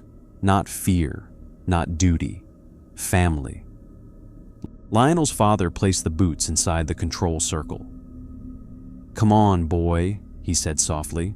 "You've been standing watch too long." Lionel took one step forward. I grabbed his arm. He shook me off. "Lionel!" He turned toward me, and for a second his eyes were wet. "My grandson," he said. "If I don't, it may ask for him next." The bridge had been using that fear since before I arrived. I understood it then. The rules kept operators alive, but they also kept operators thinking in terms of trades. One name instead of another. One passenger for one passage. One operator for one bridge. No, that was how places like this survived. I stepped to the radio and keyed channel 16. St. Lou Bridge to all traffic. No operator transfer authorized. The father shape turned to me. Lionel hissed, "Don't," I continued. "Current night watch remains active until scheduled relief by living parish employee after sunrise." The bridge house shook. The father shape smiled. "And who are you to say?" I kept my last name out of my mouth. "Bridge operator." The red operator light flickered. The bridge asked, "Name?" "No." I held up the rule sheet. "St. Luke Bridge Night Operator. Temporary relief. Name withheld after dark per procedure." Lionel stared at me. The bridge groaned. It wanted paperwork. It wanted names. It wanted bloodlines. But it also liked procedure. I grabbed the official logbook, not the haunted night log, and wrote only 5:42 a.m. No operator transfer authorized before sunrise. Active watch continues. Relief pending. The pen did not bleed. The father shape looked at Lionel. "Boy." Lionel's jaw trembled. Then he said, "Bridge house closed." The shape's smile vanished. Lionel said it again. "Bridge house closed." The door flew open behind the father shape. Morning air entered. Not sunrise yet, but close. The shape stepped backward, not by choice. The bridge rejected him, or procedure did, or Lionel did, maybe all three. He vanished on the stair landing. The dry boots remained in the control circle. Lionel picked them up with shaking hands and threw them out the open door. We heard them hit the water far below. At 5:58, the first real car of morning crossed from east to west. A gray pickup with a ladder rack. Then another. A school bus appeared in the distance, still 10 minutes early. The sky turned pale pink behind the cypress. At 6 a.m., the landline rang. Lionel answered. "St. Lou Bridge." He listened, then handed the receiver to me. A woman from the parish office said, "Morning, Bridge. Day operator is on the way. Anything to report?" I looked at Lionel, at the rule sheet, at the logbook, at the bayou sliding brown and normal beneath us. "Yes," I said. "Equipment anomalies overnight. Manual inspection recommended." She sighed like I had inconvenienced her. "Noted." When I hung up, Lionel laughed, not happily, but alive. That's one way to say it. A white parish truck pulled up at 6:12. The day operator climbed the stairs with a thermos and a breakfast sandwich. Middle-aged woman. Orange safety vest. Big sunglasses. She opened the door, saw Lionel, and stopped. "Thought you quit." "I did." She looked at me. "You look like hell." "First night." She nodded as if that explained everything. Maybe it did. Before I left, I took the laminated rule sheet from the cabinet. Lionel stopped me. "Leave it.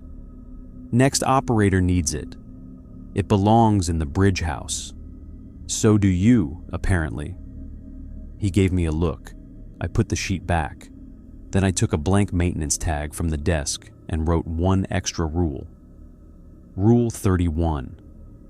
Operator transfer must be denied before sunrise, unless relief is living, scheduled, named on the parish roster, and wearing dry shoes. I taped it under the others. Lionel read it, then nodded. Good rule. I hated that I was starting to accept that word. We went down the stairs together. On the landing, the wet footprints from the child were gone. At the bottom, near the gravel lot, something sat beside my car. A small pair of shoes, child-sized, dry, placed neatly together. Lionel saw them too, his face tightened. Don't touch. I know. But as we walked past, a voice from the bayou whispered, "One passenger unpaid." The shoes stayed there in the morning sun, empty, waiting. And from somewhere north of the bridge, far beyond the bend where La Belle Rose had disappeared, a riverboat whistle answered. The riverboat whistle came from the north bend, long after La Belle Rose should have been gone. Low, mournful, too far away to be useful, and too close to be ignored. Lionel stopped walking. So did I. The day operator was already upstairs in the bridge house, moving around like nothing had happened, setting down her breakfast sandwich, turning on the fan, checking gauges, doing all the ordinary morning things that made the night feel less believable by the second. But Lionel and I stood beside my car in the gravel lot, looking at the small, dry shoes sitting by the front tire. They were old-fashioned, brown leather, tiny laces tied neatly. No mud, no water stains, no wear on the soles. The kind of shoes a child might have worn in the 1960s if his mother had dressed him for a trip, buttoned his shirt, combed his hair, told him not to lean over the rail, and then boarded a boat that never reached the other side of the night. One passenger unpaid, I said. Lionel's jaw worked under his mustache. Don't say that too loud. Why? Because debt likes witnesses. I looked from the shoes to the bridge. Morning traffic had begun. A pickup crossed east, then a parish truck west. The bayou below looked normal again, brown and slow, rippling under weak sunlight. Birds moved along the cypress trees. Somewhere across the water, a dog barked. Nothing about it looked like a place where a drowned riverboat could pass under a raised bridge at 1:11 in the morning. That almost made it worse. What do we do with them? I asked. Nothing. Lionel. Nothing until we know whose they are. I thought they were the boys. He didn't answer fast enough. Lionel. He leaned down, not touching the shoes, and studied them. Maybe. What do you mean, maybe? The bridge puts out what it wants you to carry. And if I carry them, then you accept delivery. I stepped back. Delivery to who? He straightened slowly. To the passenger, if you're lucky. And if I'm not, to the boat. The riverboat whistle sounded again, faint from the bend. The day operator leaned out of the bridge house window and shouted down, "Y'all hear that?" Lionel looked up. "Hear what?" She frowned. "The horn." "Shrimp boat," Lionel called back. "There's no shrimp boat." "Then it's nothing." She stared at him for a second, then shut the window. I looked at Lionel. She doesn't know? She knows day rules. There are day rules? There are always rules. Day ones just sound like policy. He walked to his truck. I followed. "Where are you going?" "Parish records." "Why?" "You asked whose shoes." I looked back at the little shoes beside my car. "We're just leaving them there?" "We are. What if someone touches them?" Lionel stopped with his hand on the truck door. "Then they won't be yours anymore?" I did not like how much that relieved me. We drove into Belle Sant in Lionel's truck because I refused to get near my car while the shoes were still there. He didn't blame me. He didn't even comment. He just unlocked the passenger door and waited. In daylight, the town looked small and tired and ordinary. A church with peeling white paint, a gas station, a diner, a bait shop, a parish office, houses lifted on blocks, oaks along the road, branches heavy with moss. People going about their morning with no idea that the bridge on the edge of town had nearly opened into something older than the bayou. Or maybe they knew and had chosen coffee anyway. Lionel took me to the parish archive building, a low brick place behind the courthouse where the air smelled like paper, dust, and mildew. A clerk at the front desk greeted him by name, glanced at me, and asked no questions. That told me everything. Lionel signed a sheet. The clerk handed him a key. "Back room," she said. "No food, no drinks. Don't take originals out." Lionel nodded. We went into a records room lined with metal shelves and cardboard boxes. He moved like he had done this before. "What are we looking for?" I asked. "La Belle Rose passenger manifest. You said it sank in 1964. July 3rd, 1964. Fog. Night crossing. Official report says pilot error, bad visibility, overloaded upper deck." "And unofficial?" Lionel pulled a long archival box from a shelf and set it on a table. "Unofficial says St. Lou Bridge opened for a boat that had already gone under." He opened the box.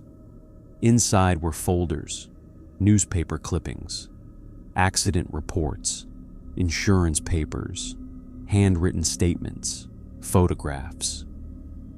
The first photo showed La Belle Rose in daylight before it sank. A white riverboat with black trim and a painted red name along the side. It looked festive, pretty even. The kind of boat people would rent for a party, a church outing, a wedding reception. The second photo showed wreckage near the bank. The third showed families standing behind a rope line, faces blurred by age and bad film. Lionel found the manifest. His finger moved down the names. 56 passengers, he said. 11 crew, 67 total. How many recovered? 66. The room seemed to shrink. "One missing," I said. "One missing." He turned the page. At the bottom, a name had been circled in blue ink. Lucien Moreau, age 7. I stared at it. Lucien. His mother was Evangeline Moreau, Lionel said. Father was Baptiste. Both recovered. Boy never was.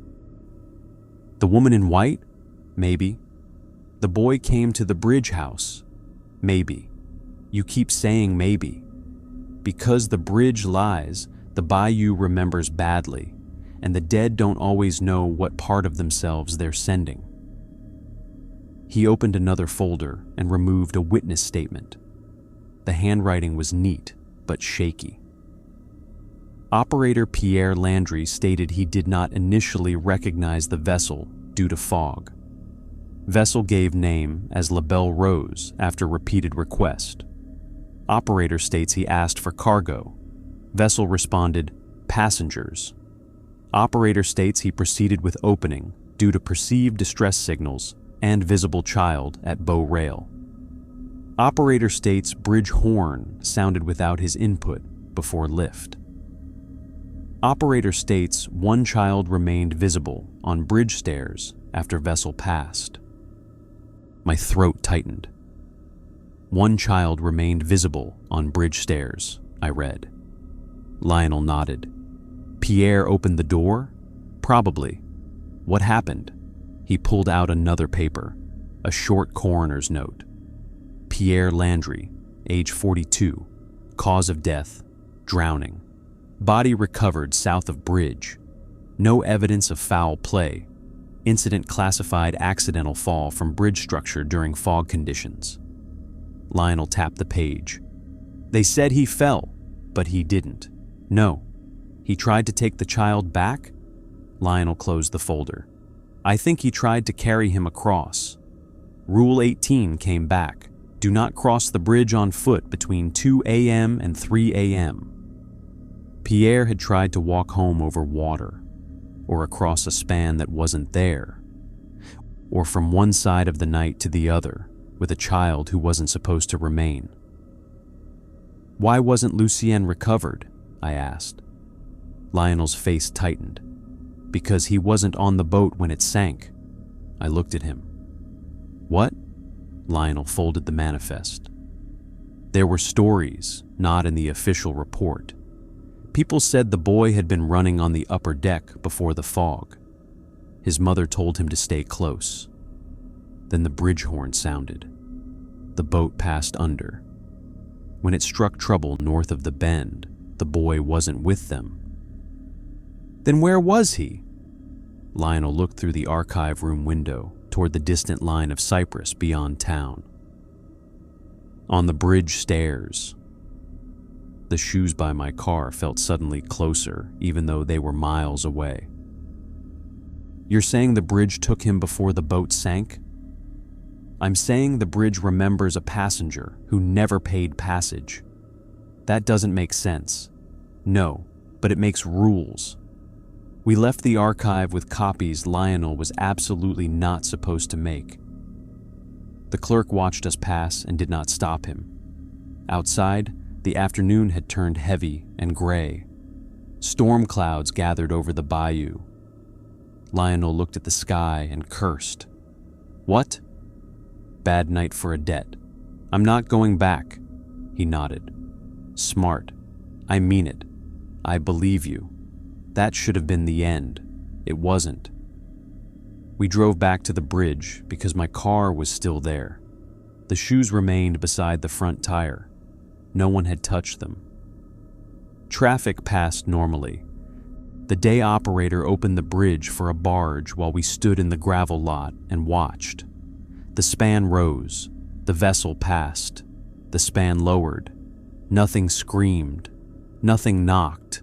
Nothing asked for names. Day rules. Lionel crouched near the shoes again. Lucien Moreau, he said softly. The shoes twitched, just once. A tiny movement, like a child flexing toes inside them. I stepped back so fast I almost tripped. Lionel stood. That's him. Great. You named him. Debt settled? No. What now? He looked up at the bridge house. Now, he knows we know. The day operator shouted down from the window. Lionel, phone for you. He went still. Nobody called the bridge for Lionel during the day. He climbed the stairs. I stayed by the truck, staring at the shoes. A minute passed. Then 2. Then Lionel came back down slower than before. His face was the color of ash. What happened? He didn't answer until he reached the gravel. That was my daughter. Okay? She's at my house with my grandson. My stomach sank. She said there's a pair of little shoes on the porch. The storm broke at 5:30. Rain came down hard and sudden, hammering the bridge, flattening the bayou, turning the gravel lot into mud. Lightning flickered beyond the trees. Thunder rolled low and constant. My shift was supposed to start at 6 p.m. I had quit in my head a dozen times, but at 5:47, I was back in the bridge house with Lionel, both of us soaked from the run up the stairs, the laminated rules taped where they belonged, the copies of the La Belle Rose record spread across the desk, and Lucien Moreau's shoes sitting in a metal bucket by the door. We had not touched them with bare hands. Lionel used tongs from the maintenance shed and muttered the whole time that this was stupid, dangerous, and exactly the kind of thing that got operators remembered by bridges. At the bottom of the bucket, the shoes stayed dry, not damp, not splashed, dry. The rain hit the windows so hard, the bayou blurred into darkness before sunset. Lionel checked the clock. 5:58 p.m. You still got time to leave. You said your grandson has shoes on the porch. I didn't say make it your problem. You didn't have to. He looked at me for a long second. "You're going to regret learning duty so fast." "Probably." The day operator left at 6:03, annoyed at the weather and unaware, or unwilling to be aware, of the metal bucket by the bridge house door. By 6:20, the road traffic had slowed to almost nothing. By 6:42, the sky went dark. At sunset, the bridge horn sounded once by itself. Rule 7. Once, check the road. East side, empty. West side, empty. No cars, no pedestrians. Only rain flashing in the signal lights. I logged it. The ink stayed dry. Lionel read over my shoulder and nodded. "Keep tonight clean. Procedure whenever you can. The bridge hates clean procedure." "What's the plan?" "Return the unpaid passenger." "To La Belle Rose?" "If it comes. And if it doesn't, it will." "How do you know?" He looked at the bucket. "Because we brought his shoes." At 7:30, a real barge came northbound, and we opened normally.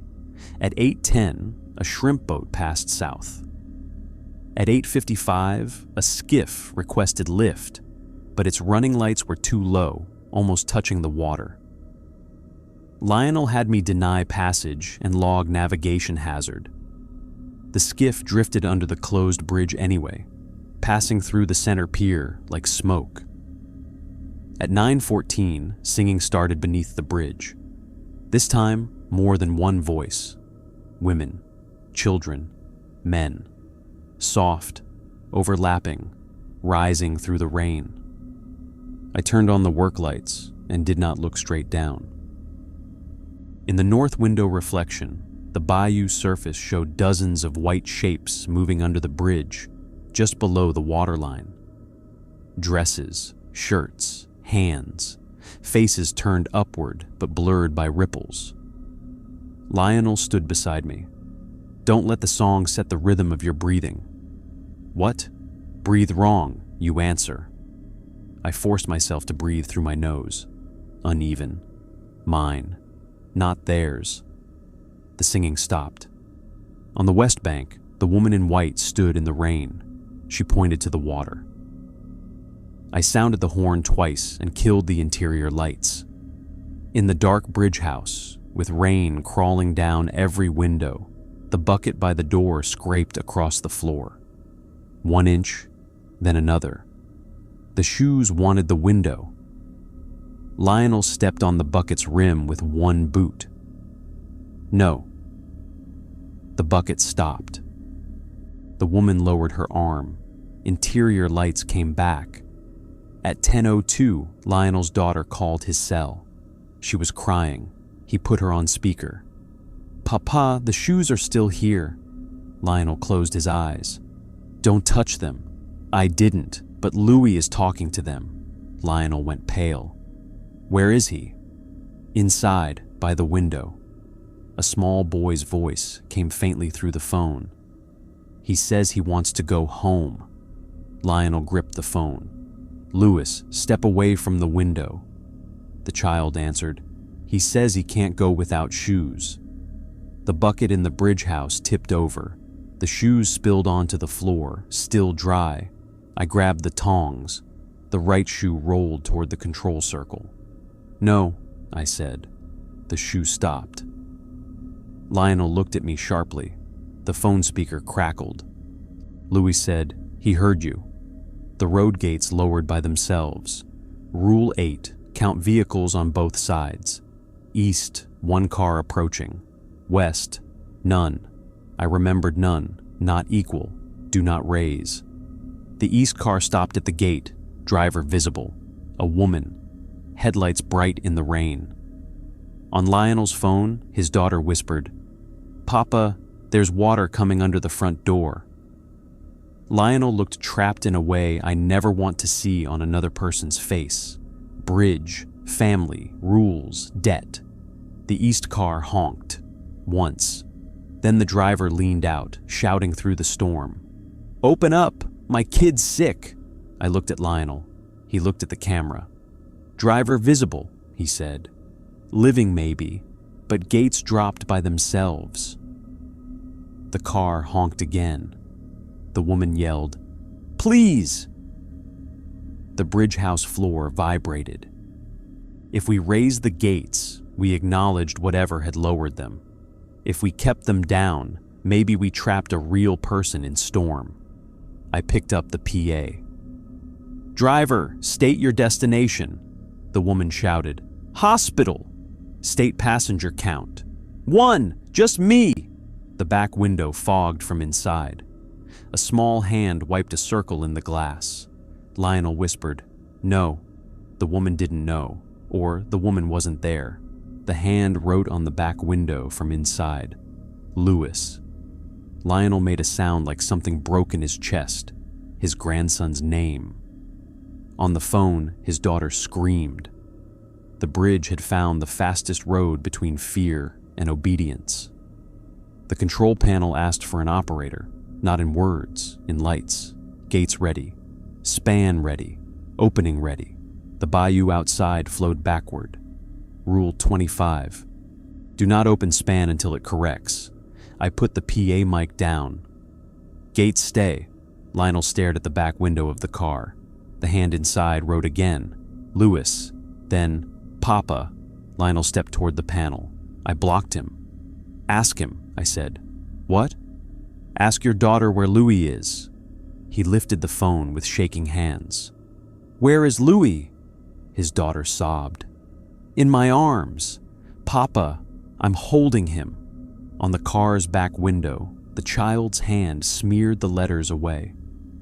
The driver looked at me through the rain and smiled with a mouth too dark. Then the car rolled backward from the gate and vanished into storm. The bayou resumed flowing south. Lionel sank into the chair. For once, he did not say good. At 11:30, the logbook opened by itself. We both watched. The page turned to the night before. My entry about La Belle Rose was still gone. Pierre Landry's name appeared. Then beneath it, Lucien Moreau. Then, passage unpaid. The pen rolled toward me. I did not touch it. The bridge horn sounded twice. Checked the water. North Bend, empty. South Channel, fog. The fog moved against the rain. La Belle Rose was coming. Lionel stood. "Bucket." I picked it up with the shoes inside.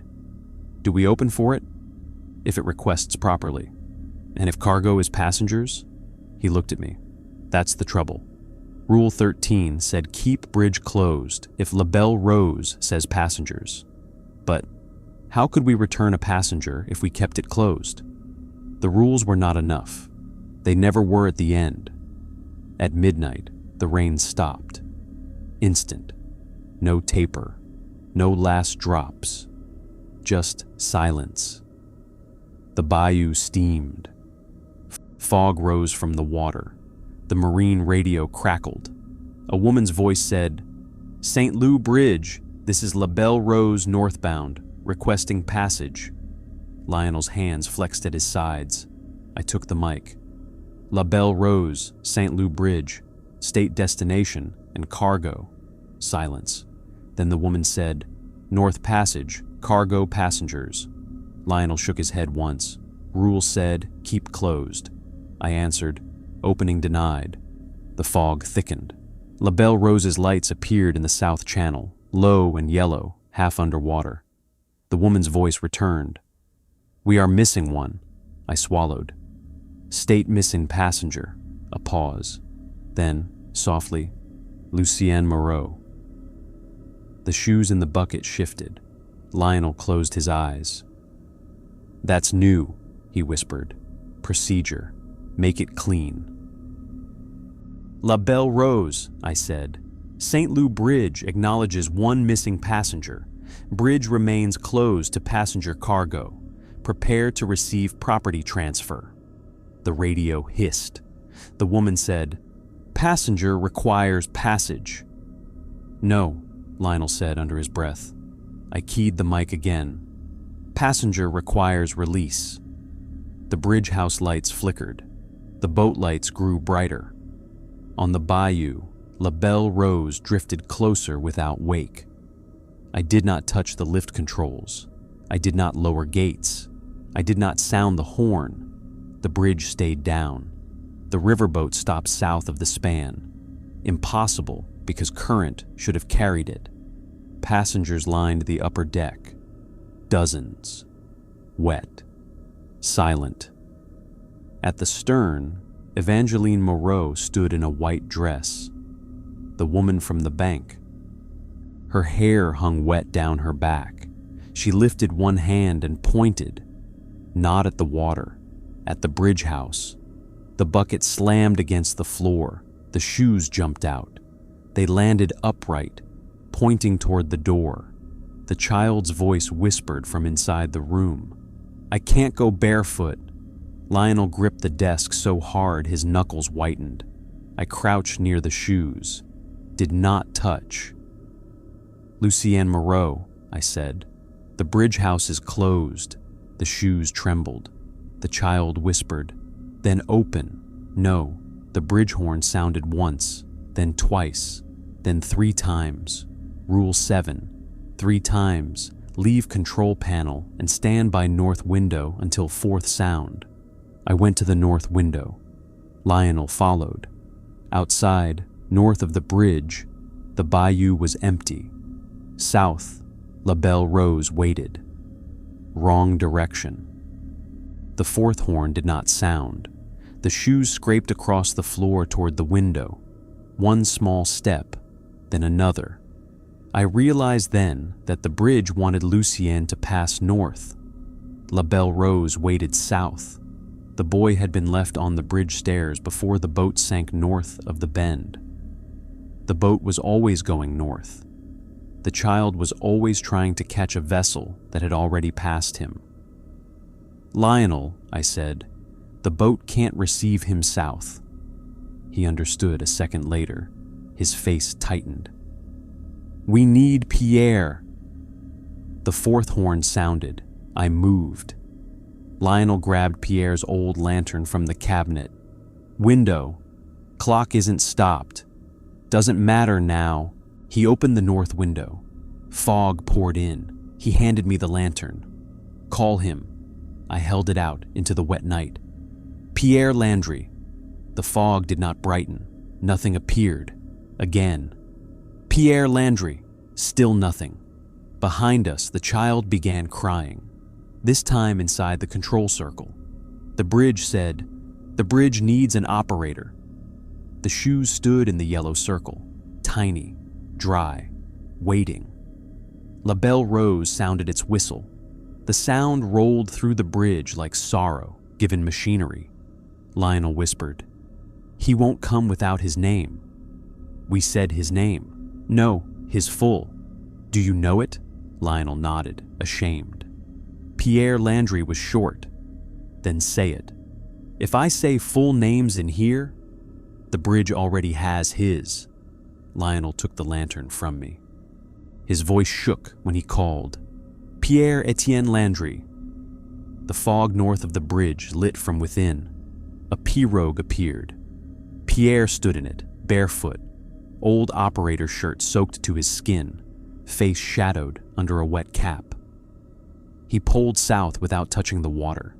The shoes in the circle stopped crying. The pirogue drifted under the bridge and stopped beneath the north side of the span. Pierre looked up, not at us, at the stairway. Lionel said, "He needs the boy brought down." "No, I know. No, I'm saying no before you say it's you." He looked at me. "You got a better rule?" Maybe I did, maybe not. I went to the night rules and pulled down the maintenance tag I had written that morning. Operator transfer denied before sunrise, unless relief is living, scheduled, named on parish roster, and wearing dry shoes. Dry shoes.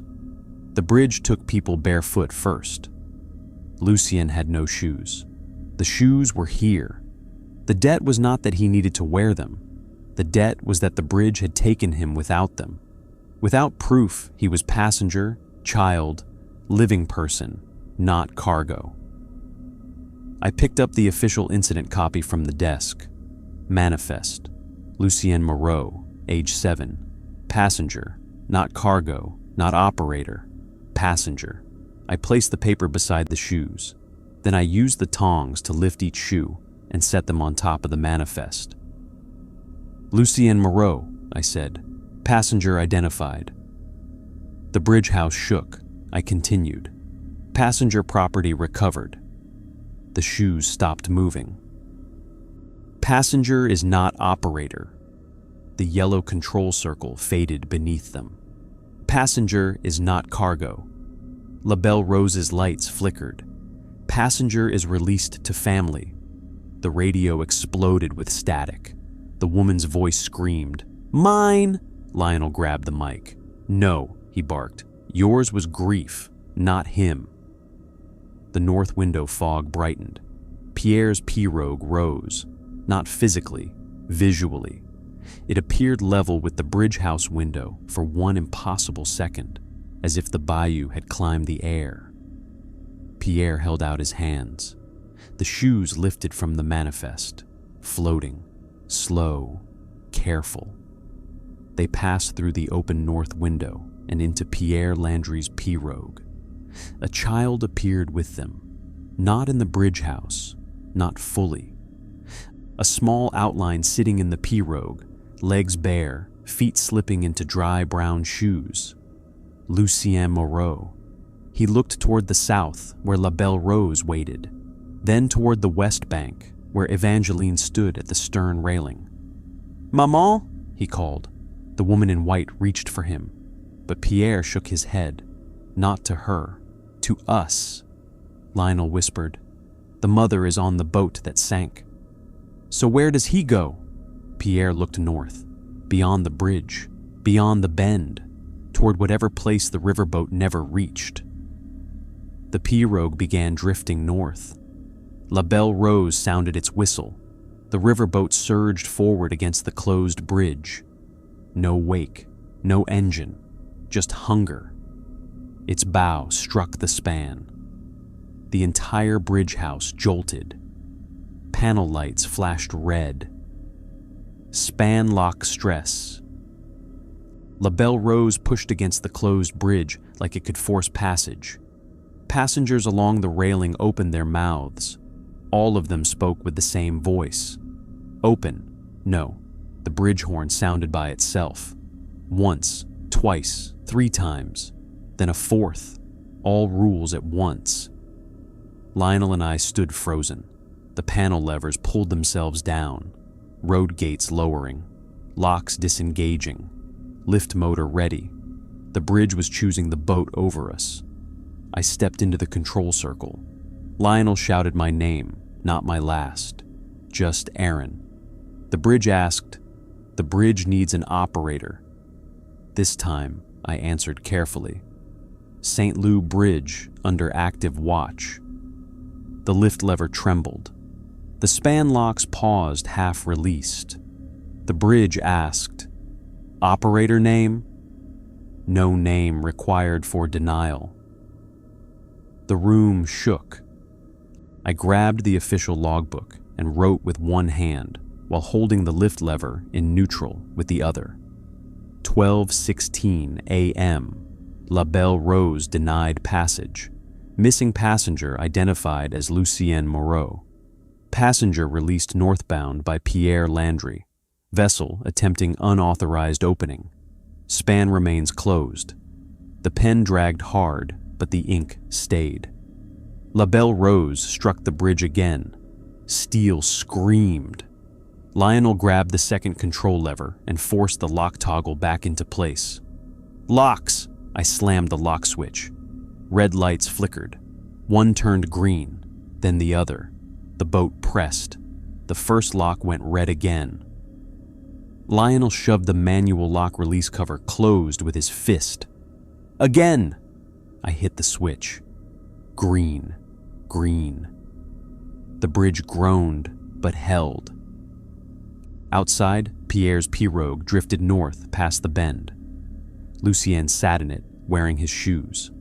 At the stern of LaBelle Rose, Evangeline Moreau screamed without sound. For 1 second, I thought we had done something cruel. Then Lionel said quietly, "Look at the passengers."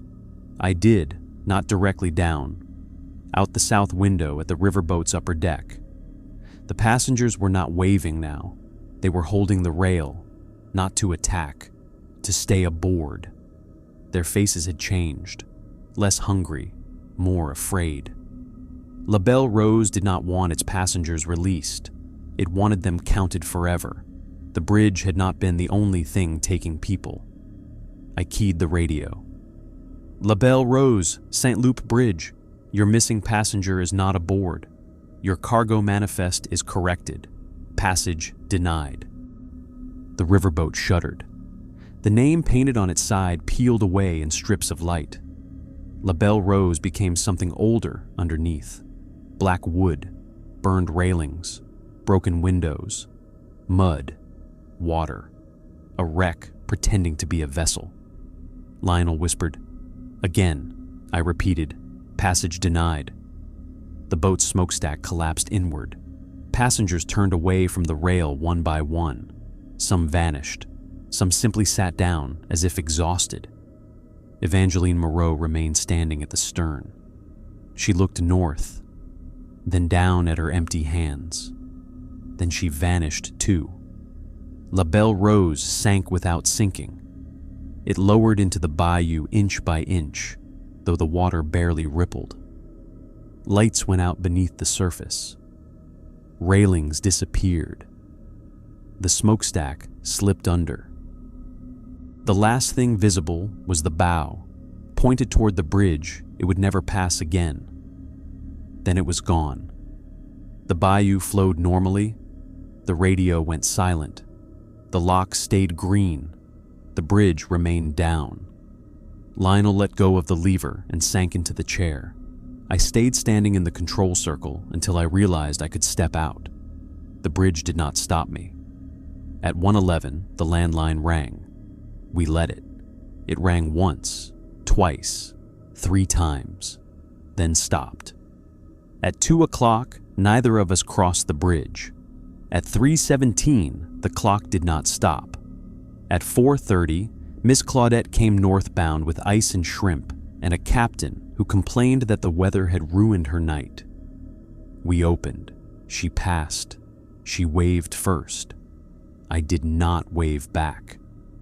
At 5:50, Lionel's daughter called. Louis was asleep. The shoes on the porch were gone. No water under the door. No voices at the window. Lionel turned away from me when he cried. I pretended not to notice. At 6 o'clock, the parish office called. Day relief was delayed by storm debris on the road. Lionel looked at me. "You leaving?" I looked at the bridge, the bayou under it, the control panel, the laminated rules, the official logbook where the ink had stayed dry. "Yes," he nodded. "Smart." "You?" He laughed softly. "Smarter than I used to be." When the day operator finally arrived at 6:40, Lionel and I were sitting on the bridge house steps in the morning light with coffee from a thermos, watching the bayou move south. She looked between us. "Y'all look like you fought a hurricane," Lionel said. "Equipment anomalies." She rolled her eyes and went inside. Before I left, I checked the rules. The sheet was the same, except Rule 13 had changed. It no longer said, if a vessel named La Belle Rose calls after midnight, ask for cargo. If they say passengers, keep the bridge closed. Now it read, if a vessel named La Belle Rose calls after midnight, log passage denied. Do not ask for cargo. Beneath my added Rule 31, a new line had written itself. Rule 32, unpaid passenger released. Do not accept new debts. Lionel read it twice, then took off his cap. About damn time. I went down to the gravel lot. My car was still there. No shoes beside it. No wet footprints. No child in the back seat. I checked anyway. Under the windshield wiper was a damp slip of paper. a page from the passenger manifest. Only one line on it: Lucien Moreau, released northbound. I showed Lionel. He took the paper carefully, folded it, and tucked it into his shirt pocket. His family should have it. His family is gone. Somebody remembers them. That was enough for him. I quit officially that afternoon. The parish supervisor sounded annoyed, then confused, then strangely relieved when I said I would not return for another shift. "We'll mail your check," she said. "For one night?" "2. I only worked..." Then I stopped. Some arguments are invitations. "Fine," I said. She paused. "You didn't give them your last name, did you?" My grip tightened on the phone. "No." "Good." Then she hung up. Lionel retired again. This time, properly. The parish replaced him with a rotating schedule of day operators and remote monitoring after sunset, which sounded modern and safe until the first night the remote system logged an opening at 1:11 a.m. for a vessel that no camera saw. The bridge stayed down. No span movement, no gates, no horn, just an entry in the system. Passage denied. After that, the parish stopped scheduling night openings, except by daylight pre-approval. Barges complained. Shrimpers cursed. The state threatened fines. The bridge did not care. It had rules. 6 months later, Lionel called me. I almost didn't answer. But it was noon, and I had learned not every call from the past arrives after dark. He said a historical society in Bellesainte was holding a memorial for La Belle Rose.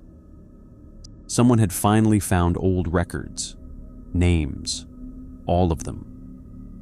They wanted to put up a plaque near the bayou. I went, I don't know why, maybe because some part of me needed to see those names in sunlight. The plaque was small, bronze, mounted on a stone near the west bank, in memory of the passengers and crew of La Belle Rose, lost July 3rd, 1964. The names were engraved below: Evangeline Moreau, Baptiste Moreau, Lucien Moreau, all three together. No one mentioned the bridge. No one mentioned Pierre Landry, except Lionel. After the little ceremony, he placed an old brass lantern at the base of the plaque. Pierre's lantern, the one from the bridge house. "You sure?" I asked. He nodded. Not needed there anymore. As we walked back to the cars, a breeze moved across the bayou. No fog, no singing, no whistle, just water. For the first time, Bayou St. Loup looked like only water. That night, I dreamed of the bridge, not the frightening parts, not the wet footprints or the driverless sedan or the riverboat sinking into black water. I dreamed of a pirogue moving north under a pale morning sky. Pierre Landry stood at the back with his pole. Lucien sat at the front wearing his shoes. He did not look back. That was how I knew it was a good dream. I still avoid lift bridges after dark. I don't care how inconvenient the detour is. I don't give my full name over radios, intercoms, call boxes, or anything that crackles. If I hear a boat horn in fog, I stop what I'm doing and wait until I hear the water moving the right way. And if I ever see a pair of dry shoes sitting somewhere they should not be, I leave them alone. That is the part people never understand. They think ghosts want attention. Some do. Most want correction. The problem is that correction always costs something, and the dead are not careful about who pays. So, if you ever take a job as a bridge operator in the Louisiana dark, read the rules before sunset. Lock the bridge house. Never open for a vessel without a wake. Do not answer the phone at 1:11. Do not use your full name after dark. If the bayou flows backward, wait. If the counterweights drop too far, do not look at what rises with them. If someone comes barefoot to relieve you, keep the door shut. And if a drowned boat asks for passage with passengers aboard, remember this: a bridge is not just a road over water. It is an agreement between two sides. And some things below still believe every agreement can be rewritten if they can get an operator to open.